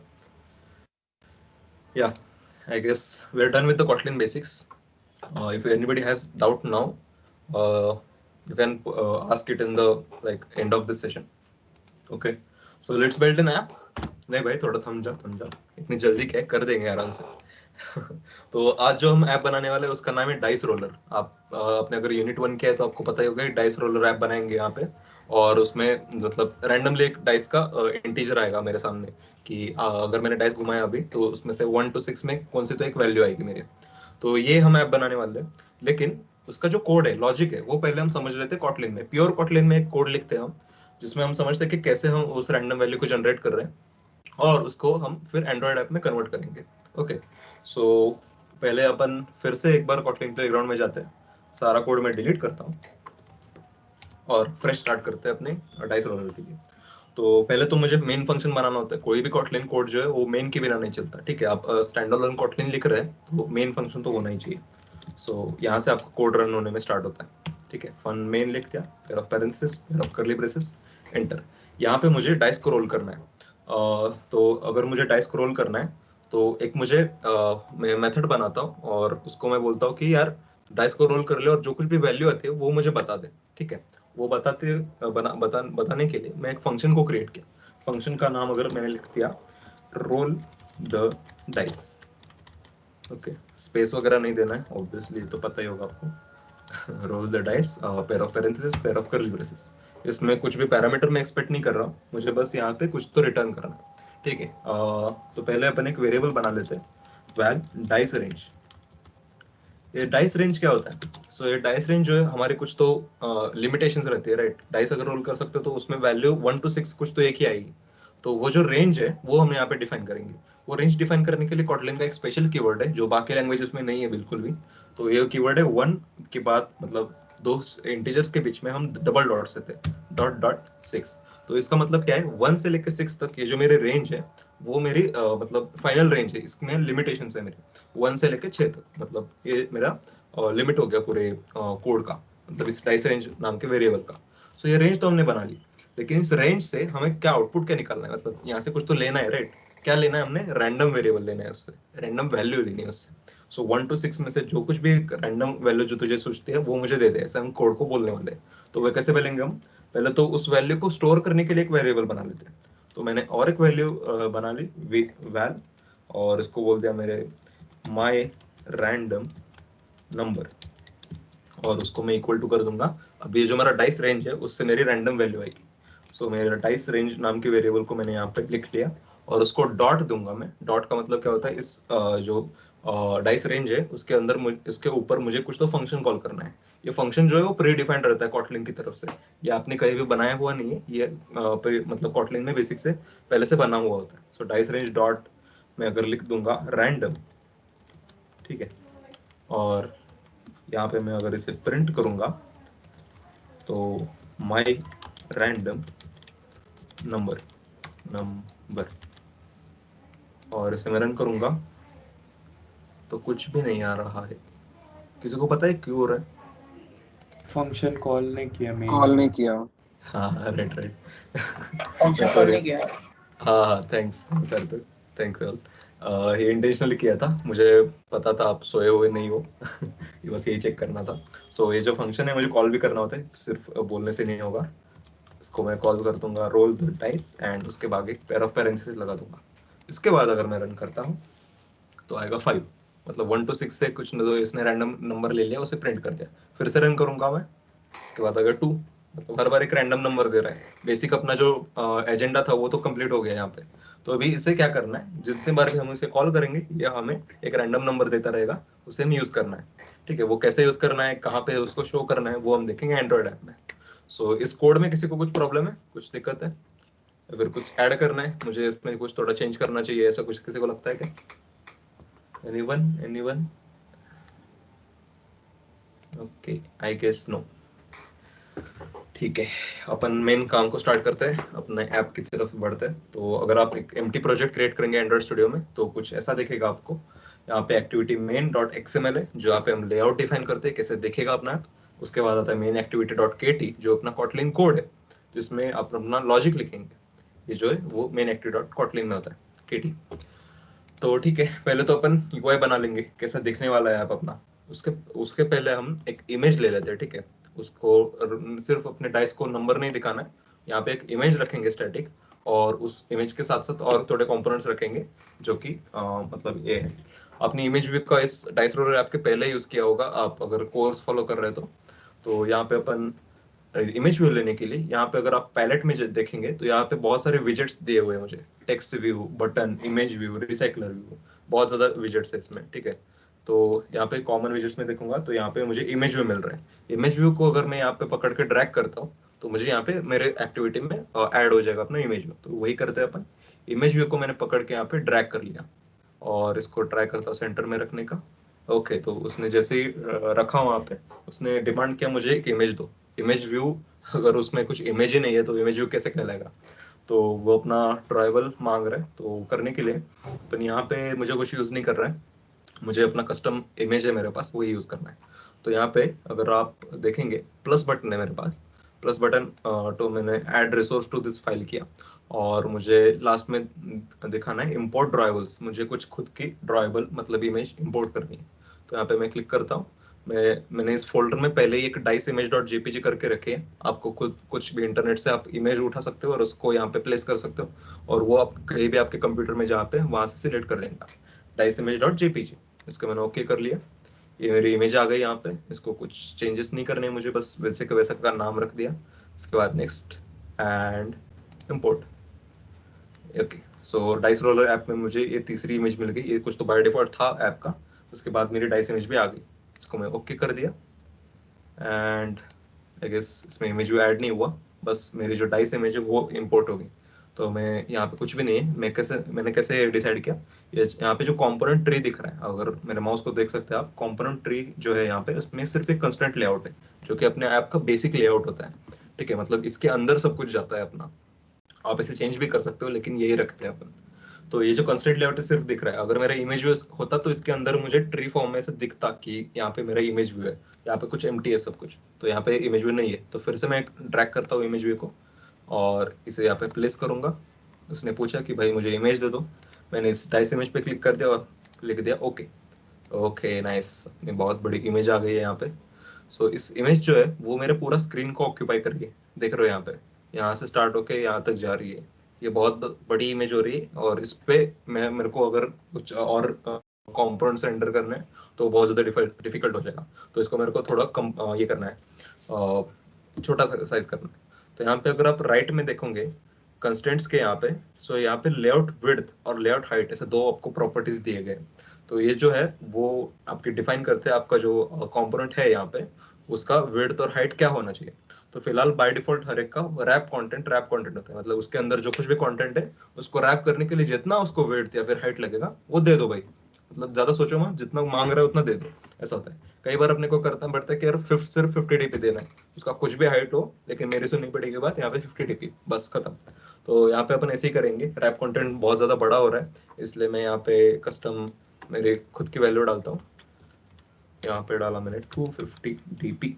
डीपी एक यूनिट है, जैसे आप वेब में पिक्सल वगैरह यूज करते हो तो यहाँ पे एक डीपी है, बस ये ज्यादा मैथमेटिकली मत सोचो, डीपी एक यूनिट है उतना याद रखो। उसके बाद हाइट भी जो है वो भी मैं 250 डीपी रखता हूँ और कर दिया एंटर। नाइस, तो अभी जो इमेज है अपनी थोड़ी सी साइज में ये हो गई है, कॉम्प्रेस हो गई है। तो ये जो इमेज है इसको मैं कांस्टेंट भी करना है। अभी कांस्टेंट क्या करना है, मैंने आपको पता है कि ये जो लेआउट है पूरा अपना वो कांस्टेंट लेआउट है। कांस्टेंट लेआउट का क्या मतलब होता है, इसके अंदर जो कुछ भी कंपोनेंट्स आते हैं, जो कुछ भी आपके व्यूज आते हैं वो कांस्टेंट होते हैं। कांस्टेंट मतलब क्या, वो किसी और साइड से या फिर किसी और व्यू से रिलेटेड होते हैं। मतलब अगर मैंने यहाँ पे इसका कांस्टेंट डाल दिया, ये जो सर्कल दिख रहा है उसको मैंने यहाँ पे खींचा और ऊपर से टांग दिया, ठीक है, तो यहाँ पे उसका कंस्टेंट मिल गया उसको कि भाई top to the top of parent, मतलब जो उसका पेरेंट है उसके टॉप को तू जाके चिपक जा, ऐसा कांस्टेंट मिल गया। ठीक है, इसको मैं और एक कांस्टेंट देता हूँ, नीचे से तू यहाँ पे जा। तो इसको कंफ्यूज हो गया, ऊपर को भी चिपकना है नीचे को भी चिपकना है, तो ये आ जाता है सेंटर में। तो सेंटर करने के लिए आपको क्या करना है, बस जो आपका पेरेंट जो कुछ भी लेआउट है, यहाँ पे मेरा कंस्टेंट था, उसको यहाँ पे चिपका देना है। ठीक है, तो मैंने यहाँ पे दोनों साइड से कर लिया और इसको मैं अभी राइट और लेफ्ट भी करता हूँ ताकि हॉरिजॉन्टली भी सेंटर हो जाए। ये हो गया अपना इमेज व्यू सेंटर, मस्त एकदम भारी लग रहा है। ठीक है, पूरे स्क्रीन में कुछ नहीं है, बस अपना इमेज व्यू डाइस का जो कुछ भी काम नहीं करता। ठीक है, तो ये अपना बेसिक लेआउट आ गया। उसके बाद अपने को करना है काम एक, यहाँ पे डालना है एक टेक्स्ट व्यू और एक बटन जो कि अपने ऐप को इंटरेक्टिव बनाएगा। मेरा जो बटन है उस पर यूजर ऑब्वियसली क्लिक करेगा, जो टेक्स्ट व्यू है उसमें कुछ तो डेटा चेंज होगा जो कि मुझे आउटपुट में शो कर रहा है, ऐसे लगेगा वो। ठीक है, तो यहाँ पे वो दोनों कंपोनेंट्स ऐड कर लेते हैं। इसी कॉमन में मुझे एक बटन दिख रहा है सेकंड लाइन पे। ठीक है, तो इस बटन को मैं यहाँ पे फिर से ड्रैग कर लेता हूँ और ड्रैग करके इसको नीचे यहाँ पे रख लेते हैं। इस बटन को पहले तो मैं हॉरिजॉन्टली कंस्ट्रेंट करूंगा सेंटर में, तो इसको लेफ्ट और राइट से कंस्ट्रेंट कर दिया, आ गया सेंटर में, मस्त दिख रहा है। इसके बाद मुझे इसको पेरेंट से नहीं रिलेट करना है, इसको मुझे इस इमेज के साथ रिलेट करना है। तो अगर मैं इस सर्कल को लेके इस जो डाइस इमेज है उसको मैं अगर रिलेट कर देता हूँ, मतलब इसको अटैच कर देता हूँ, तो देखो इसको जाके चिपक गया है। तो इसका कहने का मतलब क्या है कि मैं पेरेंट को नहीं ये कर रहा, मैं इस जो इमेज व्यू है उसको उसके साथ मैं कंस्ट्रेंट कर रहा, बना रहा हूँ अपनी, उसके साथ में रिलेट कर पा रहा। तो यही बस काम है इसका। अगर राइट साइड में देखूंगा कंस्टेंट विजेट के सामने मुझे एक ऐसे 4 बॉक्सेस दिख रहे हैं 0 0 0 करके, वो मेरे डिफाइन करते हैं कि भाई तू कनेक्ट तो हो गया उस कंस्टेंट के साथ, लेकिन वो कितने डिस्टेंस पे कनेक्ट करना है आपको। बाय डिफॉल्ट तो 0 रहता है, मतलब एकदम जाके चिपक जा, ऐसा होता है। सो वो नहीं करना है मुझे, थोड़ा सा डिस्टेंस रखना है, चिपकना है बस, कितने डिस्टेंस से चिपकना है। तो यहाँ पे मैंने कर लिया 0 to 32 कर दिया, तो मतलब इमेज व्यू के रिलेटिवली 30 dp वो नीचे आएगा, ऐसा अपना बटन बन गया। उसके बाद अपन एक करेंगे टेक्स्ट व्यू। पहला अपना विजेट यहाँ पे टेक्स्ट व्यू, देखो तो उस टेक्स्ट व्यू को ड्रैग करके मैंने यहाँ पे ले लिया, छोड़ दिया, इसको हॉरिजॉन्टली अपन ने ये किया, सेंटर कर लिया, सेंटर कर लिया, और इसको मैं पेरेंट का जो टॉप है उससे रिलेट करूंगा, या फिर अपन इससे इमेज व्यू से भी रिलेट कर सकते हैं। आपको बस वर्टिकली कौन से तो एक पॉइंट को रिलेट करना है, दोनों को कर सकते हो या फिर एक को भी कर लिया तो भी चलेगा, लेकिन दोनों को कर लोगे तो अच्छा रहेगा।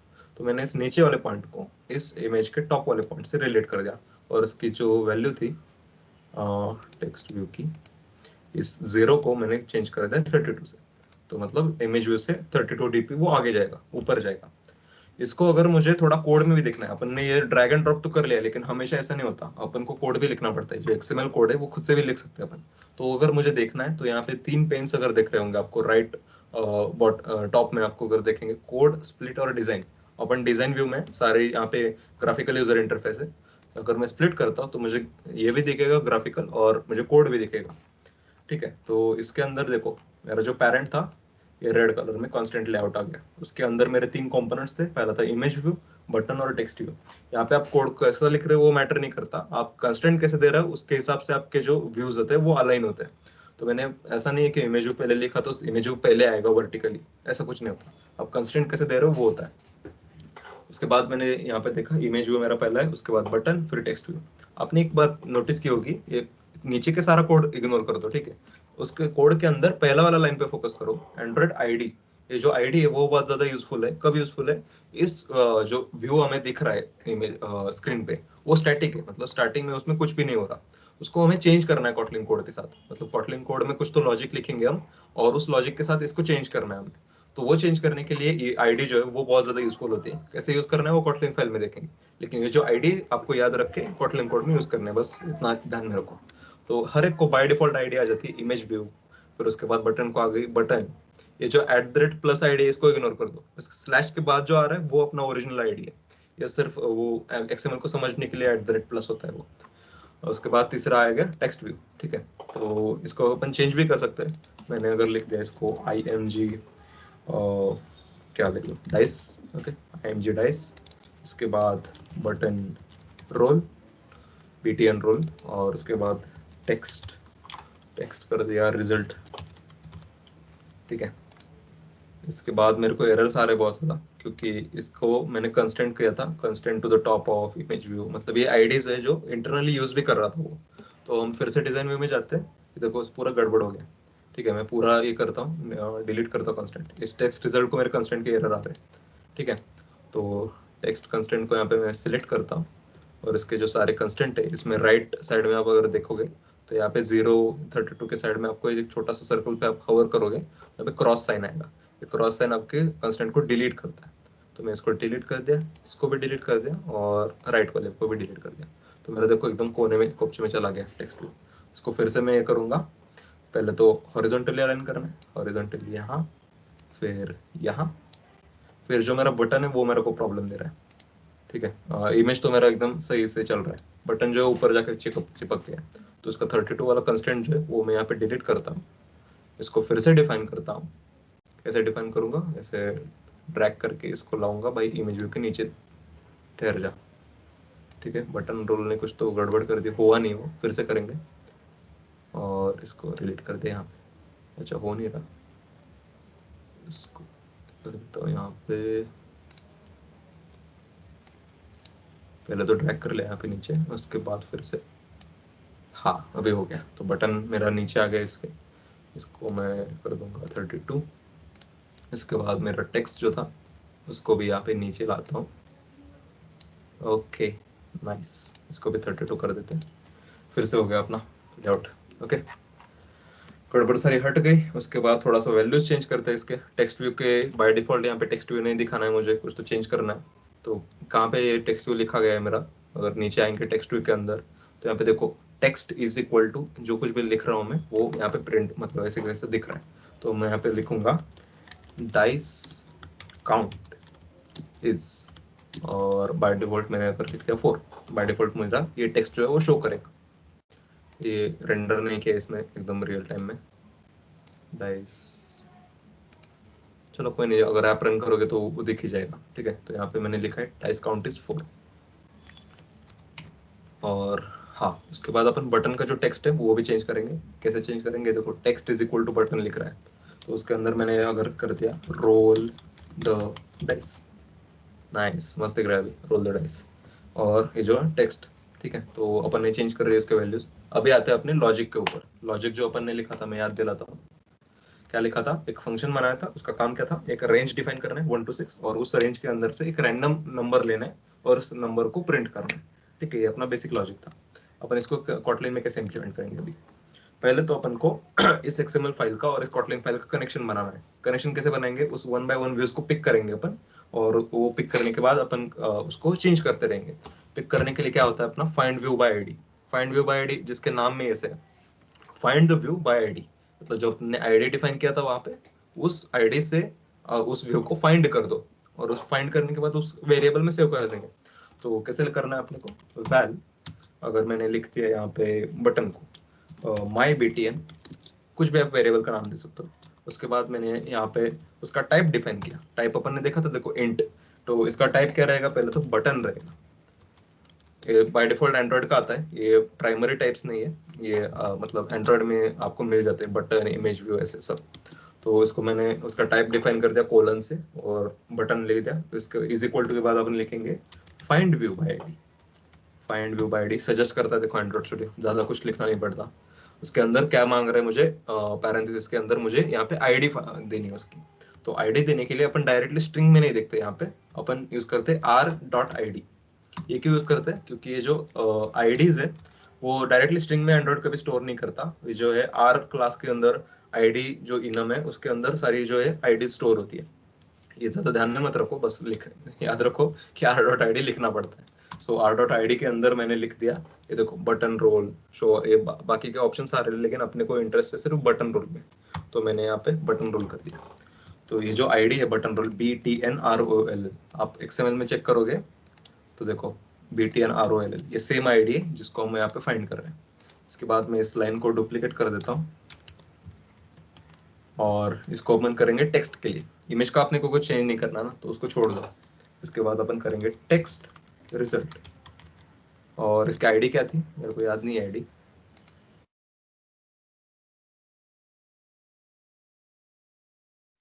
Text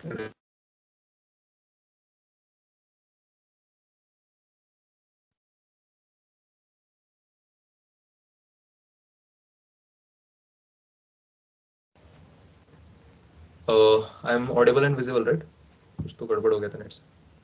is anybody here, unmute करके बोलो मैं ऑडिबल हूं ना। Yes.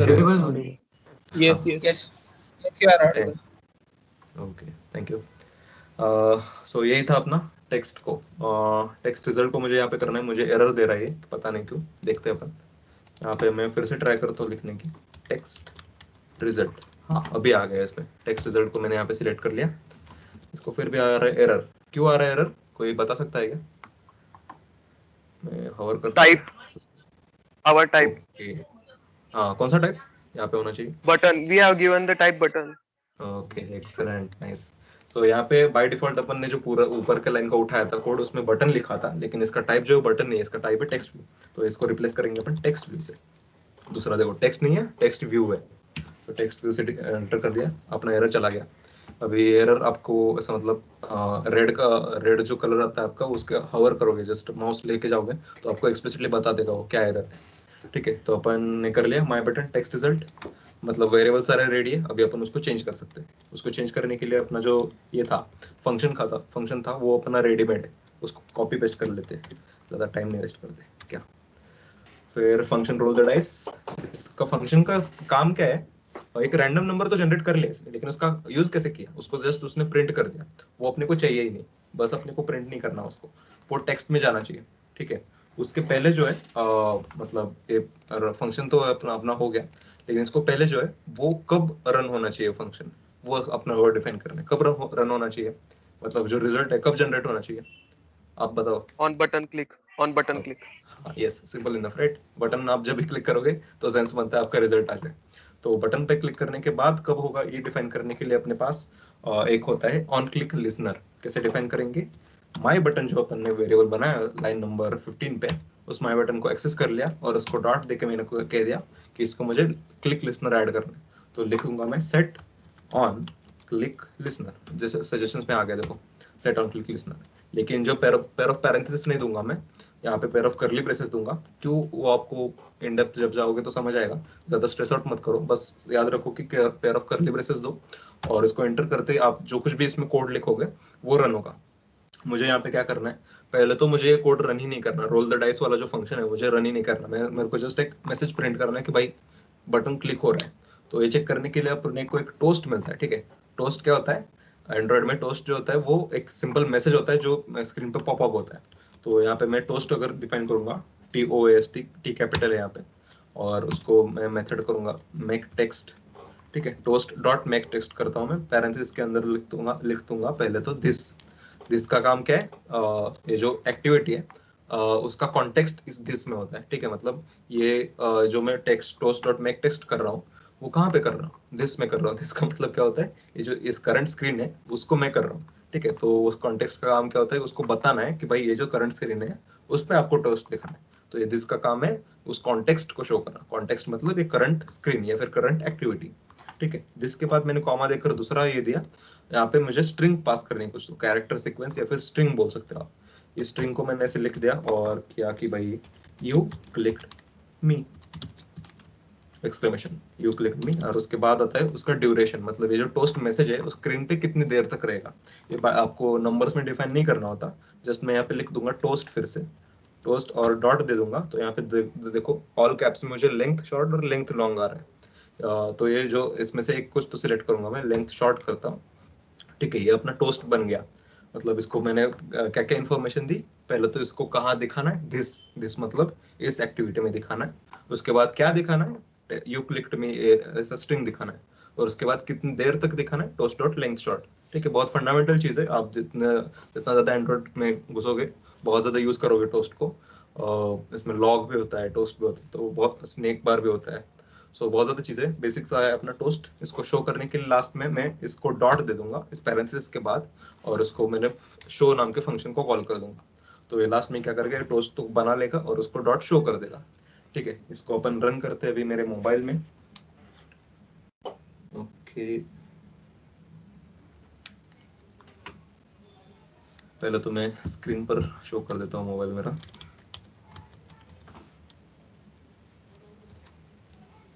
ये टूल आता है कमांड लाइन का, CRCPY, इस पे ज़्यादा ध्यान मत दो, बस एक टूल है स्क्रीन पे कास्ट करने के लिए।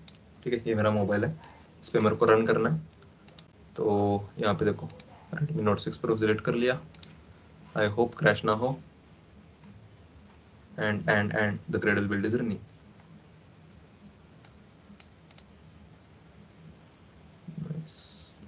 टाइम ले रहा है। सो बेसिकली अपन ने क्या क्या किया अभी तक, पहले जो XML का लेआउट था वो डिफाइन कर लिया, उसके बाद जो उसके आईडीज थे उस आईडीज को हमने कॉटलिन में कॉल कर लिया, फाइंड व्यू बाय आईडी कर लिया, मतलब उसके जो रेफरेंसेस है वो सारे ले लिए, और फिर उसके रेफरेंस को अपन चेंज करने वाले, कैसे करने वाले देखते हैं। And successfully my app is running on my mobile. हाँ, तो यहाँ पे देखो जैसे कि हमने डिफाइन किया था वैसे के वैसा अपना लेआउट दिख रहा है। उसके बाद ये जो रोल द डाइस है, ये बटन में क्लिक करने के बाद कुछ तो होना चाहिए। देखो अभी मैं क्लिक करता हूँ, ओहो यू क्लिक्ड में आ रहा है, ये जो टोस्ट है वो ऐसा दिखता है। ठीक है, कितने बार पे अपन क्लिक करेंगे तो ये यू क्लिक्ड में आएगा। तो बेसिकली अपना वर्किंग कोड हो गया है, मतलब क्लिक होने के बाद अपने को समझ रहा है। अभी क्या करना है अपने को, इस टोस्ट को हटा के अपने को बस डालना है कि भाई वो जो ऊपर का टेक्स्ट भी है उसमें थोड़ा सा चेंज कर दे। ठीक है, अभी उसका करने के लिए अपन क्या करेंगे, यहाँ पे देखो रोल द डाइस जो है अपना मेथड, उसको वो जो है वो सिर्फ माय रैंडम नंबर को जनरेट करना है। अपने को चेंज क्या करना है, वो जो वैल्यू जो मिल रही है वो मुझे दे दे, मैं टेक्स्ट व्यू में चेंज कर दूंगा। कैसे करना है वो, इसको मैं यहाँ से रिटर्न कर लूंगा। रिटर्न का क्या होता है कि भाई जो कुछ भी वैल्यू तो यहाँ पे कर रहा है वो मेरे को लास्ट में रिटर्न कर दे, मैं इसको कुछ तो यूज करने वाला हूँ।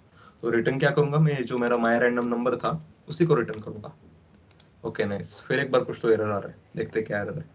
यहाँ पे किसी को पता है एरर क्या आ रहा है, मैं होवर भी कर देता हूँ। टाइप मिसमैच कुछ तो आ रहा है, पता है क्या किसी को क्या ये? Return type is not there for the function. Exactly. So क्या होता है कि फंक्शन आप कुछ भी डिफाइन करते हो, इसके पहले अपन ने रिटर्न टाइप डिफाइन नहीं किया था। जैसे जावा में आपने पढ़ा होगा वॉइड होता है, इंट होता है, स्ट्रिंग, तो ऐसे भी जावा कोटलिन में होता है, लेकिन वो कंपलसरी नहीं होता अनलेस एंड अनटिल आप कुछ तो एक्चुअल में रिटर्न कर रहे हो। तो यहाँ पे अपन रिटर्न कर रहे हैं, क्या रिटर्न कर रहे हैं, एक इंटीजर रिटर्न कर रहे हैं। तो उसका रिटर्न जो टाइप होता है इस पेयर ऑफ पैरेंथेसिस के बाद होता है, उसका रिटर्न जो है वो यहाँ पे अपन डिफाइन करेंगे इंट से। मैंने देखो कोलन यूज किया है इसके यहाँ पे भी, तो कोलन बताता है अपने को कि वो क्या टाइप का रिटर्न कर रहा है। तो यहाँ पे इंट लिख दिया, मेरा एरर चला गया। मतलब रोल द डाइस फंक्शन जो है मेरा वो रैंडम नंबर जनरेट कर रहा है और रिटर्न कर रहा है। तो अगर यहाँ पे इसको मैं कॉल करूंगा, टोस्ट के अंदर ही लिख देते हैं, ठीक है, इसको यहाँ पे यू क्लिक टू मी के बाद डॉलर साइन यूज कर लेते हैं, और इसके बाद डॉलर के बाद मैंने करली ब्रेसेस यूज किया। क्यों, यहाँ पे मुझे फंक्शन रन करना है ना कि किसी वेरिएबल को करना है। तो मैं यहाँ पे कॉल कर दिया roll the dice. Okay, so toast में क्या चेंज आता है देखते हैं। तो अभी तक क्या किया अपन ने, जो रैंडम नंबर हमारा जनरेट हो रहा था उसे प्रिंट करने के बजाय रिटर्न कर दिया, और रिटर्न करने के बाद कहाँ पे यूज करना है वो अपने ऊपर है। पहले तो अपन ने टोस्ट में डाल दिया, ठीक है, देखते हैं अभी। रोल द डाइस में क्लिक करता हूँ, देखो यू क्लिक्ड मी 3, दूसरे बाद आ रहा है यू क्लिक्ड मी 4, इसके बाद 5 5 1, रैंडम नंबर जनरेट हो रहे हैं। तो बस अपना ऑलमोस्ट गोल सेटिस्फाई हो गया है, बस अपने को इस टेक्स्ट व्यू में उसको डालना है। Okay, simple enough. तो अभी क्या करूंगा मैं, यहाँ पे जो मेरा वेरिएबल बना के रखा था मैंने टेक्स्ट रिजल्ट, इस वेरिएबल को यूज करूंगा। यहाँ पे कॉपी करके पेस्ट कर लिया। उसके बाद डॉट अगर ऑपरेटर वहाँ पे ये करूंगा मैं, उसके बाद आता है मेरा सेट टेक्स्ट। भी आप मेथड यूज कर सकते हो, या फिर टेक्स्ट नाम का जो ये जो वेरिएबल जो है वो भी यूज कर सकते हो। उसके बाद मैंने इक्वल टू लिख दिया, जो कुछ भी यहाँ पे सेट करूंगा वो मेरे टेक्स्ट के रिजल्ट में सेट हो जाएगा। क्या सेट करना है मुझे, रोल द डाइस का नंबर। तो पहले तो मैं सादा स्ट्रिंग लिख लेता हूँ, पहले रिजल्ट इज, के बाद कोलन देता हूँ, और यहाँ पे मुझे जो वेरिएबल का नंबर आ रहा है वो मैं यहाँ पे मुझे डालना है। तो मैं स्ट्रिंग इंटरपोलेशन यूज करूंगा, डॉलर साइन, इसके अंदर करली ब्रेसेस, और जो सेम अपन ने ऊपर पे जो फंक्शन रन किया था उस फंक्शन को यहाँ पे मैं डालूंगा। ओके, सिंपल है। Text result dot dot text is equal to result is, उसके अंदर डॉलर साइन यूज करके रोल द डाइस, मेरे फंक्शन रन कर लिया मैंने, उसके अंदर का जो कुछ भी रैंडम नंबर आ रहा है वो यहाँ पे शो कर रहा है। So text result dot text is equal to result is roll the dice. तो ये कुछ भी जो कुछ भी स्ट्रिंग जनरेट होगा वो मेरे टेक्स्ट के अंदर जाएगा, टेक्स्ट व्यू के अंदर। ठीक है, देखते हैं ये वर्क करता है कि नहीं। यहाँ पे मैं रन कर लेता हूँ।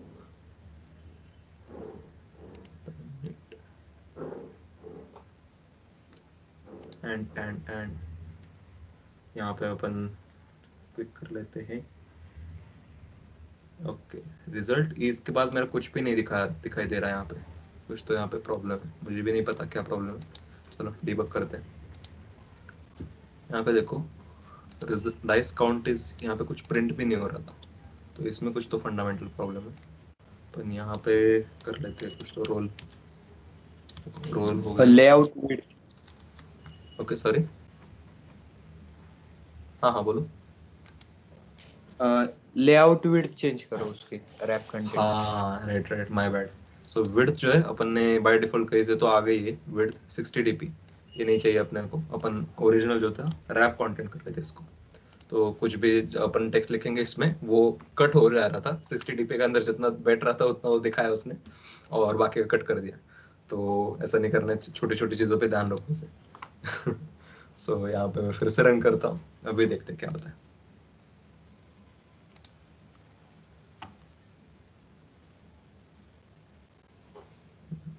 सो ये देखो स्क्रीन पे अभी क्लिक कर दिया, रिजल्ट इज 2। नाइस। तो यहाँ पे अपने को रिजल्ट दिख रहा है कि जितनी बार भी प्रेस करोगे ऐसे हमारे एक रैंडम नंबर मेरा जनरेट हो रहा है 5 5 ही चेंज कर 1 4। ओके यहाँ पे अलग दो बार मेरा फंक्शन कॉल हो रहा है, तो दो अलग अलग नंबर जनरेट कर रहे हैं। तो मुझे टोस्ट की जरूरत नहीं है अभी, तो मैं टोस्ट हटा देता हूँ और सिर्फ टेक्स्ट व्यू पे कॉन्सेंट्रेट करते हैं। फिर से रन कर दिए एंड और फाइनल ऐप इज रेडी। फिर से मैंने कर दिया roll the dice, result is 6। फिर से 6 आ रहा है, चेंज कर दो। ओके हाँ हो रहा है। So result is 1 6 3। तो या बेसिकली अपना गोल अकम्प्लिश हो गया। यहाँ पे जो डाइस था हमारा वो रैंडम नंबर जनरेट कर रहा है और उसको हम एक टेक्स्ट में शो कर रहे हैं बटन पे क्लिक करने के बाद। तो ये था अपना बेसिक कोड है, बहुत ज्यादा सिंपल था नो, लेकिन बहुत ज्यादा एकदम छोटे छोटी चीजों में जाके अपन ने एक्सप्लेन किया है। तो ऐसे मतलब फंडामेंटल चीजों का भी प्रॉब्लम नहीं आएगा, आप थ्रू आउट कोर्स कहीं भी जाओगे तो यही बेसिक फंडामेंटल चीजें होती है कि एक्सएमएल में लेआउट डिफाइन करना है, उसको आईडीज देने, कॉटलिन से उसको आईडीज को एक्सेस करना है, उसको चेंज करना है।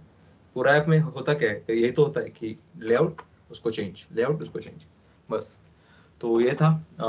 तो किसी को इसमें डाउट है पर्टिकुलर इस चीज में, अनम्यूट करके पूछ सकते हो। Okay, here we are at the end of this session. तो अभी आपके जो डाउट्स है डिस्कशंस कर लेते हैं यहाँ पे। किसी को पूरे सेशंस में कुछ भी ऐसा नहीं समझा, कुछ तो पॉइंट है, कुछ पूछ सकते हो आप। एनीबडी सब समझा आपको? भैया मुझे एक एरर आ रहा है, चल नहीं रहा। हाँ बता साथ। मैं स्क्रीनशॉट भेजूं? ओके ठीक है, स्क्रीनशॉट आप इसमें चैट बॉक्स में डाल दो। किसी को और एरर आ रहा है? एरर, डाउट्स, कॉम्प्लीमेंट देना है तो वो भी दे दो यार। अच्छा गया बुरा गया ये वाला सेशन, या कुछ और एक्सपेक्ट कर रहे हो तो इसमें anything?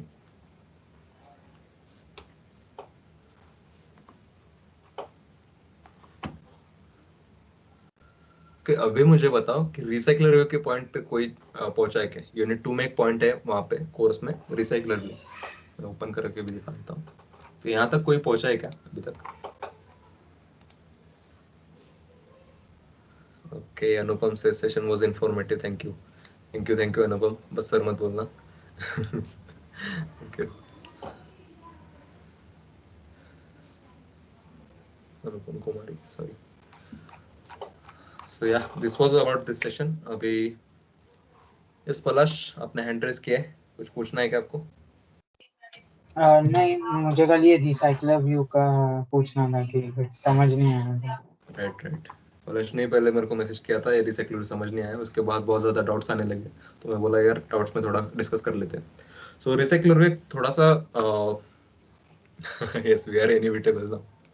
Thank you. So recycler एक ऐसा कंसेप्ट है जिसमें आपको कुछ भी लिस्ट दिखानी हो आपकी स्क्रीन के ऊपर। इमेजिन कर लो जीमेल है, ठीक है, जीमेल के जो मेल्स होते हैं वो ऐसे लिस्ट के फॉर्म में, ओके, आप स्क्रॉल जितना करोगे उतना आते जाते हैं। इंस्टाग्राम की फीड है, लिंक्डइन की फीड है, व्हाट्सएप के चैट्स है, वो सारे लिस्ट है। तो बेसिक फंडामेंटल चीज क्या है उसका? लिस्ट, ठीक है। तो बहुत ज्यादा बार आप यूज करने वाले हो उसको, तो उसको रिसाइक्लर व्यू क्यों बोलते हैं, लिस्ट व्यू क्यों नहीं बोलते? तो ये बेसिक क्वेश्चन है, राइट। तो रिसाइक्लर व्यू का काम क्या है? बेसिकली आप अभी एक सिनेरियो इमेजिन कर लो, आपके पास जीमेल में 1000 ईमेल्स है, ठीक है। 1000 ईमेल्स को आप अगर ऐप ऐसा लिखते हो कि मेरे को 1000 ईमेल्स का जो डेटा है उसको लिस्ट व्यू में दिखाना है, तो वो क्या करेगा मेरा ऐप? 1000 जो मेरे ईमेल्स है उसके लिए 1000 व्यूज बना लेगा। मतलब जो लिस्ट के अंदर एक व्यू होता है ना, ये कार्ड है मेरा, तो ऐसे 1000 कार्ड्स क्रिएट कर लेगा। तो ये कार्ड्स जो है 1000 क्रिएट तो हो जाएंगे, लेकिन स्क्रीन पे एट ए टाइम मेरे को कितने दिख रहे हैं? स्क्रीन पे एट ए टाइम तो मेरे को 4 या 5 ही कार्ड्स दिख रहे हैं। उसके बाद मैं स्क्रॉल करूंगा तो नए वाले आएंगे और पुराने वाले चले जाएंगे। तो यही बेसिक फंडामेंटल ये था अपना रिसाइकलर व्यू का काम, कि भाई स्क्रीन पे जितने मेरे को व्यूज दिख रहे हैं बस मुझे उतने ही तैयार करने हैं, बाकी के जो है वो मुझे रैंडमली रिसाइकल करने, सॉरी रैंडमली नहीं, रिसाइकल करने। तो ऑन द गो जैसे यूजर स्क्रीन को स्क्रॉल करता है, वैसे ऊपर वाला जो यहाँ पे अगर स्क्रीन पे देखोगे आप, तो ये जो बॉक्स है देखो, कार्ड है राइट साइड में, तो वह जैसे ही ऊपर जाएगा तो नीचे वाला नया बन के आएगा। तो ऊपर वाले जाने के बाद उसका कुछ काम नहीं है, तो उसी को रिसाइकल करके हम नीचे से लाते हैं। तो बेसिकली व्यू वही है, मतलब जो कोड में जो व्यू बनता है वो वही है, बस उसको रिसाइकलर व्यू में डाल के अपन नया से ला रहे हैं और उसमें नया डेटा फिल कर रहे हैं। ठीक है, तो व्यू अपना उसको रिसाइकल करना है और नए डेटा के साथ, यही फंडामेंटल कॉन्सेप्ट है। इसीलिए ये थोड़ा कॉम्प्लिकेटेड हो जाता है। कॉम्प्लिकेटेड क्यों हो जाता है? क्योंकि ये मतलब रिसाइकल करने का काम तो आपको नहीं करना, लेकिन इसके क्लासेस जो है वो आपको डिफाइन करने होते हैं। ये क्लासेस मुझे पता है ये हेक्टिक हो जाता है स्टार्टिंग में, किसी भी आप कोर्स को ले लेंगे तो रिसाइकलर भी आपको एक थोड़ा सा एक मतलब ट्रिकी टॉपिक लगेगा। इसको मैं सजेस्ट करूंगा आप 2 से 3 बार इंप्लीमेंट करो किसी ऐप में, ठीक है, अलग अलग डेटा के साथ, अलग अलग व्यूज के साथ आप इंप्लीमेंट करो। मेरे का जो आइटम का कार्ड है मेरा, वो उसका डिजाइन अलग ले लो, या फिर डेटा जो है वो अलग इसका ले लो। तो ऐसे ट्राई करते रहो 2 से 3 बार, ठीक है, तो वो करना है आपको। बेसिकली मैं एडाप्टर क्या होता है वो समझा देता हूँ। मतलब आप जैसे भी एक सेकेंड, रिसाइकलर व्यू एडाप्टर, ठीक है, आप जैसे रिसाइकलर क्रिएट करने जाओगे उसका पहला बहुत ज्यादा इंपॉर्टेंट एस्पेक्ट होता है एडाप्टर को क्रिएट करना। वो एडाप्टर क्या होता है वो अपन डायग्रामेटिकली यहाँ पे समझते हैं। सो जैसे देख लिया, ये देखो, ये इमेज अगर देख ली, open image in new tab, okay. So यहाँ पे अपना एडाप्टर होता है। तो एडाप्टर का काम क्या होता है कि जो मेरा डेटा है, जो इमेजिन कर लो मेरे ईमेल्स है, ईमेल्स की लिस्ट है, और जो मेरा व्यू है, एक कैसा कार्ड रहेगा ना व्यू, तो वो मेरा लेआउट है या फिर व्यू, कुछ भी बोल दो आप उसको, लेआउट मैनेजर। तो उसको डेटा को उसमें डालना है 1 बाय 1, लेकिन एट ए टाइम नहीं डालना है। जैसे कि रिसाइकल, जैसे मेरा व्यू ऊपर जाएगा, रिसाइकल होकर नीचे आएगा, तो ये जो मैनेज करने वाला बंदा होता है उसको अपन बोलते हैं एडाप्टर, रिसाइकलर व्यू एडाप्टर। इसका काम क्या होता है, डेटा सेट को, उसके डेटा को निकालना है, व्यू में डालना है। लास्ट अपन ने डिस्कस किया था शायद, तो बस यही काम करना है उसको, एडाप्टर को। एडाप्टर अपना जो चार्जर का एडाप्टर होता है वो भी देखो सेम काम करता है। जो इलेक्ट्रिकल यहाँ पे सॉकेट से अपने इलेक्ट्रिकल एनर्जी आ रही है, उसको अपन को चार्ज, फोन को चार्ज करना है, तो उसे कन्वर्ट करता है। तो यही काम होता है इस एडाप्टर का भी, कि डेटा सेट को लेना है, व्यू में डालना है। तो बस यही याद रखो। और जो कोड है वो थोड़ा लाइक डिटेल में होगा यहाँ पे भी, adding recycler view to your app. तो देखो आइटम एडाप्टर नाम का इस यहाँ पे क्लास क्रिएट किया है उन्होंने, और उसके अंदर भी एक क्लास है अंदर, आइटम व्यू होल्डर। तो अपन ये एकदम लाइन बाय लाइन डिटेल में नहीं जाएंगे, बस मैंने आपको ओवरव्यू बता दिया कि रिसाइकलर का काम क्या होता है और ये कॉम्प्लिकेटेड क्यों होता है, फिर एडाप्टर का काम क्या होता है एक्चुअल में। तो ये बस था। और ये जो कोड में आपको अगर और भी प्रॉब्लम आ रहा है, तो बस मेरा सजेशन तो पहले यही रहेगा, ट्राई कर लो 2-3 बार। फिर भी अगर आपको नहीं समझ रहा है, मतलब समझ ही नहीं रहा बिल्कुल, तो मैं थोड़े यूट्यूब के आपको ट्यूटोरियल्स दे देता हूँ डिस्कॉर्ड पे, तो वो देख लो। फिर भी अपन नहीं समझा तो अगले सेशन में तो प्रॉपर एकदम डिटेल में ले लेंगे। ओके, सो बस ये था मेरा एकदम ओवरव्यू दे दिया ऊपर का। कमेंट में देखते हैं। हाँ, आपका स्क्रीनशॉट पहले देख लेता हूँ मैं। Minimum compile SDK 31 specified in a dependency. Okay, so आप एक बार अपनी ग्रेडल बिल्ड जो फाइल है वो ओपन कर लो।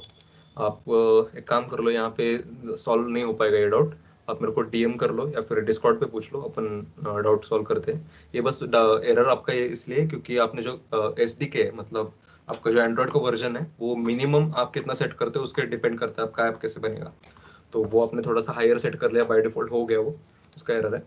उसको अपन सॉल्व कर लेंगे। डिस्कॉर्ड पे आप ये कर लो मेरे को। ओके भैया। हाँ, थैंक यू। सो भैया ऐसा भी कर सकते हैं ना, रिजल्ट 1 आए तब 1 आउटपुट डाइस वाली इमेज शो करे, और रिजल्ट जब 2 आए तो 2 आउटपुट डाइस वाली इमेज शो करे। यस, एग्जैक्टली यही एक्चुअली अपना मेन एजेंडा होना चाहिए, कि जो इमेज है वो भी चेंज होनी चाहिए, ना कि सिर्फ अपना टेक्स्ट चेंज हो, बस जो अपनी इमेज है वो चेंज हो जाए। तो जिसने आपका नाम यहाँ पे दिख नहीं रहा, आप अनम्यूट कर सकते हो क्या? यार ये नाम नहीं दिख रहा आपका। यस भैया। हाँ, तो जरा एक्सप्लेन करो कैसे करोगे।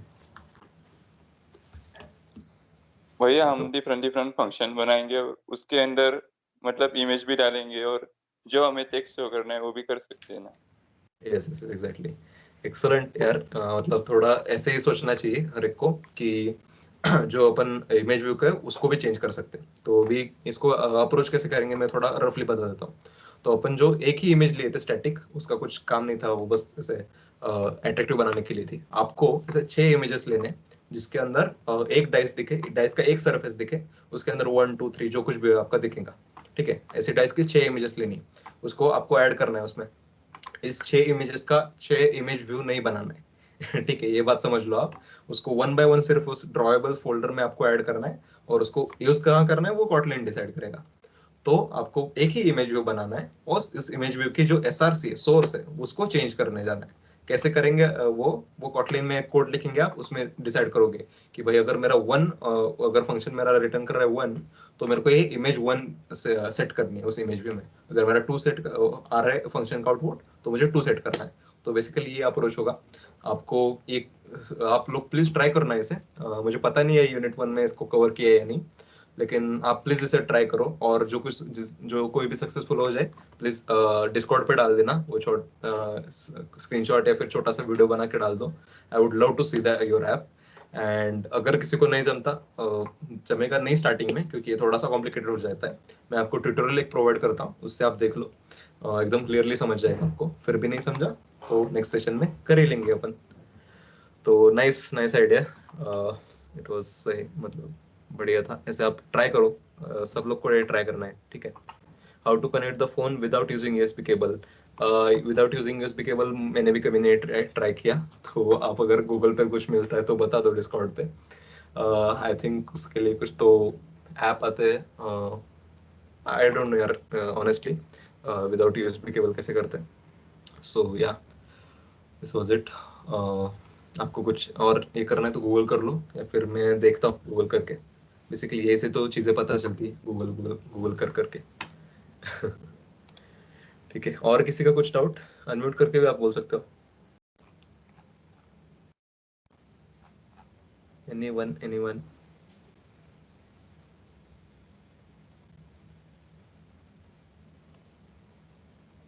ओके, आई गेस आपके सारे डाउट्स खत्म हो रहे हैं, और आपका पेशेंस भी खत्म हो रहा है सो यहाँ पे अपन सेशन को ये करते हैं, रैप अप करते हैं।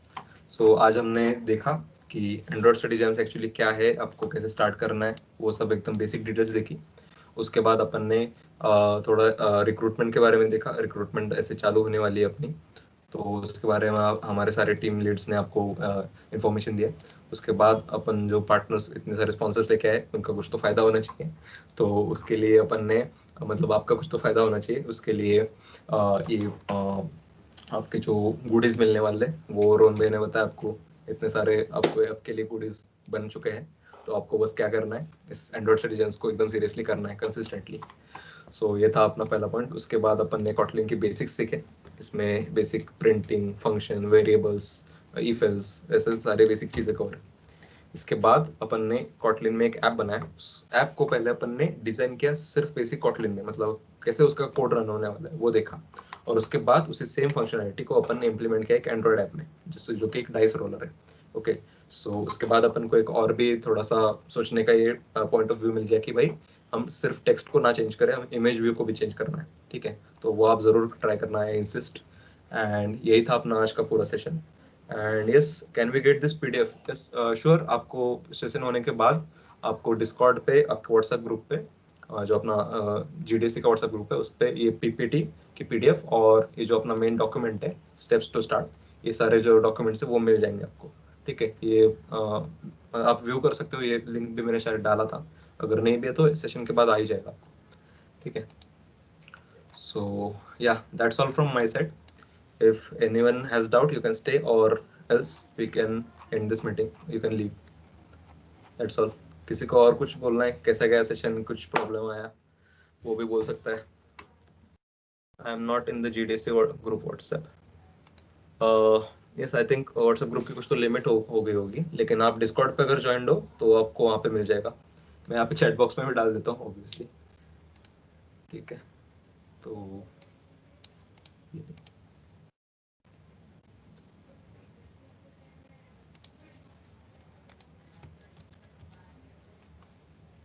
What is the last date for ASG event? Okay, so last date जो है वो 10th of January है। So यहाँ तक आपको कोर्स सक्सेसफुली कंप्लीट करना है, और हम इंस्ट्रक्शन देंगे। एक छोटा सा आपको ऐप भी डिजाइन करना है, वो कैसे करना है वो थोड़ा सा हम देखेंगे डिटेल में, ज़्यादा टेंशन मत लो वहाँ पे। तो 10th of January तक आप अगर कंप्लीट करते हो तो आपको जो जीडीएससी की तरफ से सारे पर्क्स मिलेंगे आपको। उसके बाद भी आप ये कोर्स कंटिन्यू कर सकते हो फ्रीली, लेकिन यहाँ पे कुछ जीडीएससी का सपोर्ट ज़्यादा नहीं रहेगा। तो 10th of January 2022 is the last date to complete this course. 6 unit है यार, हो जाएंगे तब तक. इतना लेट भी स्टार्ट किया तो कुछ नहीं है. It was a great session. Thank you so much. Yeah, thank you very much, Om. Thank you. Anupam Kumar, thank you very much. Yes. Okay. तो आपके डाउट्स या फिर कुछ आपको फीडबैक से शेयर नहीं कर रहा है तो आप लीव कर सकते हो session. Thank you all.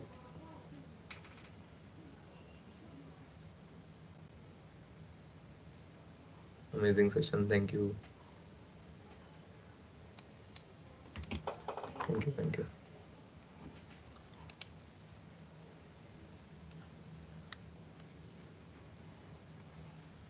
Okay, I'll stop the recording now.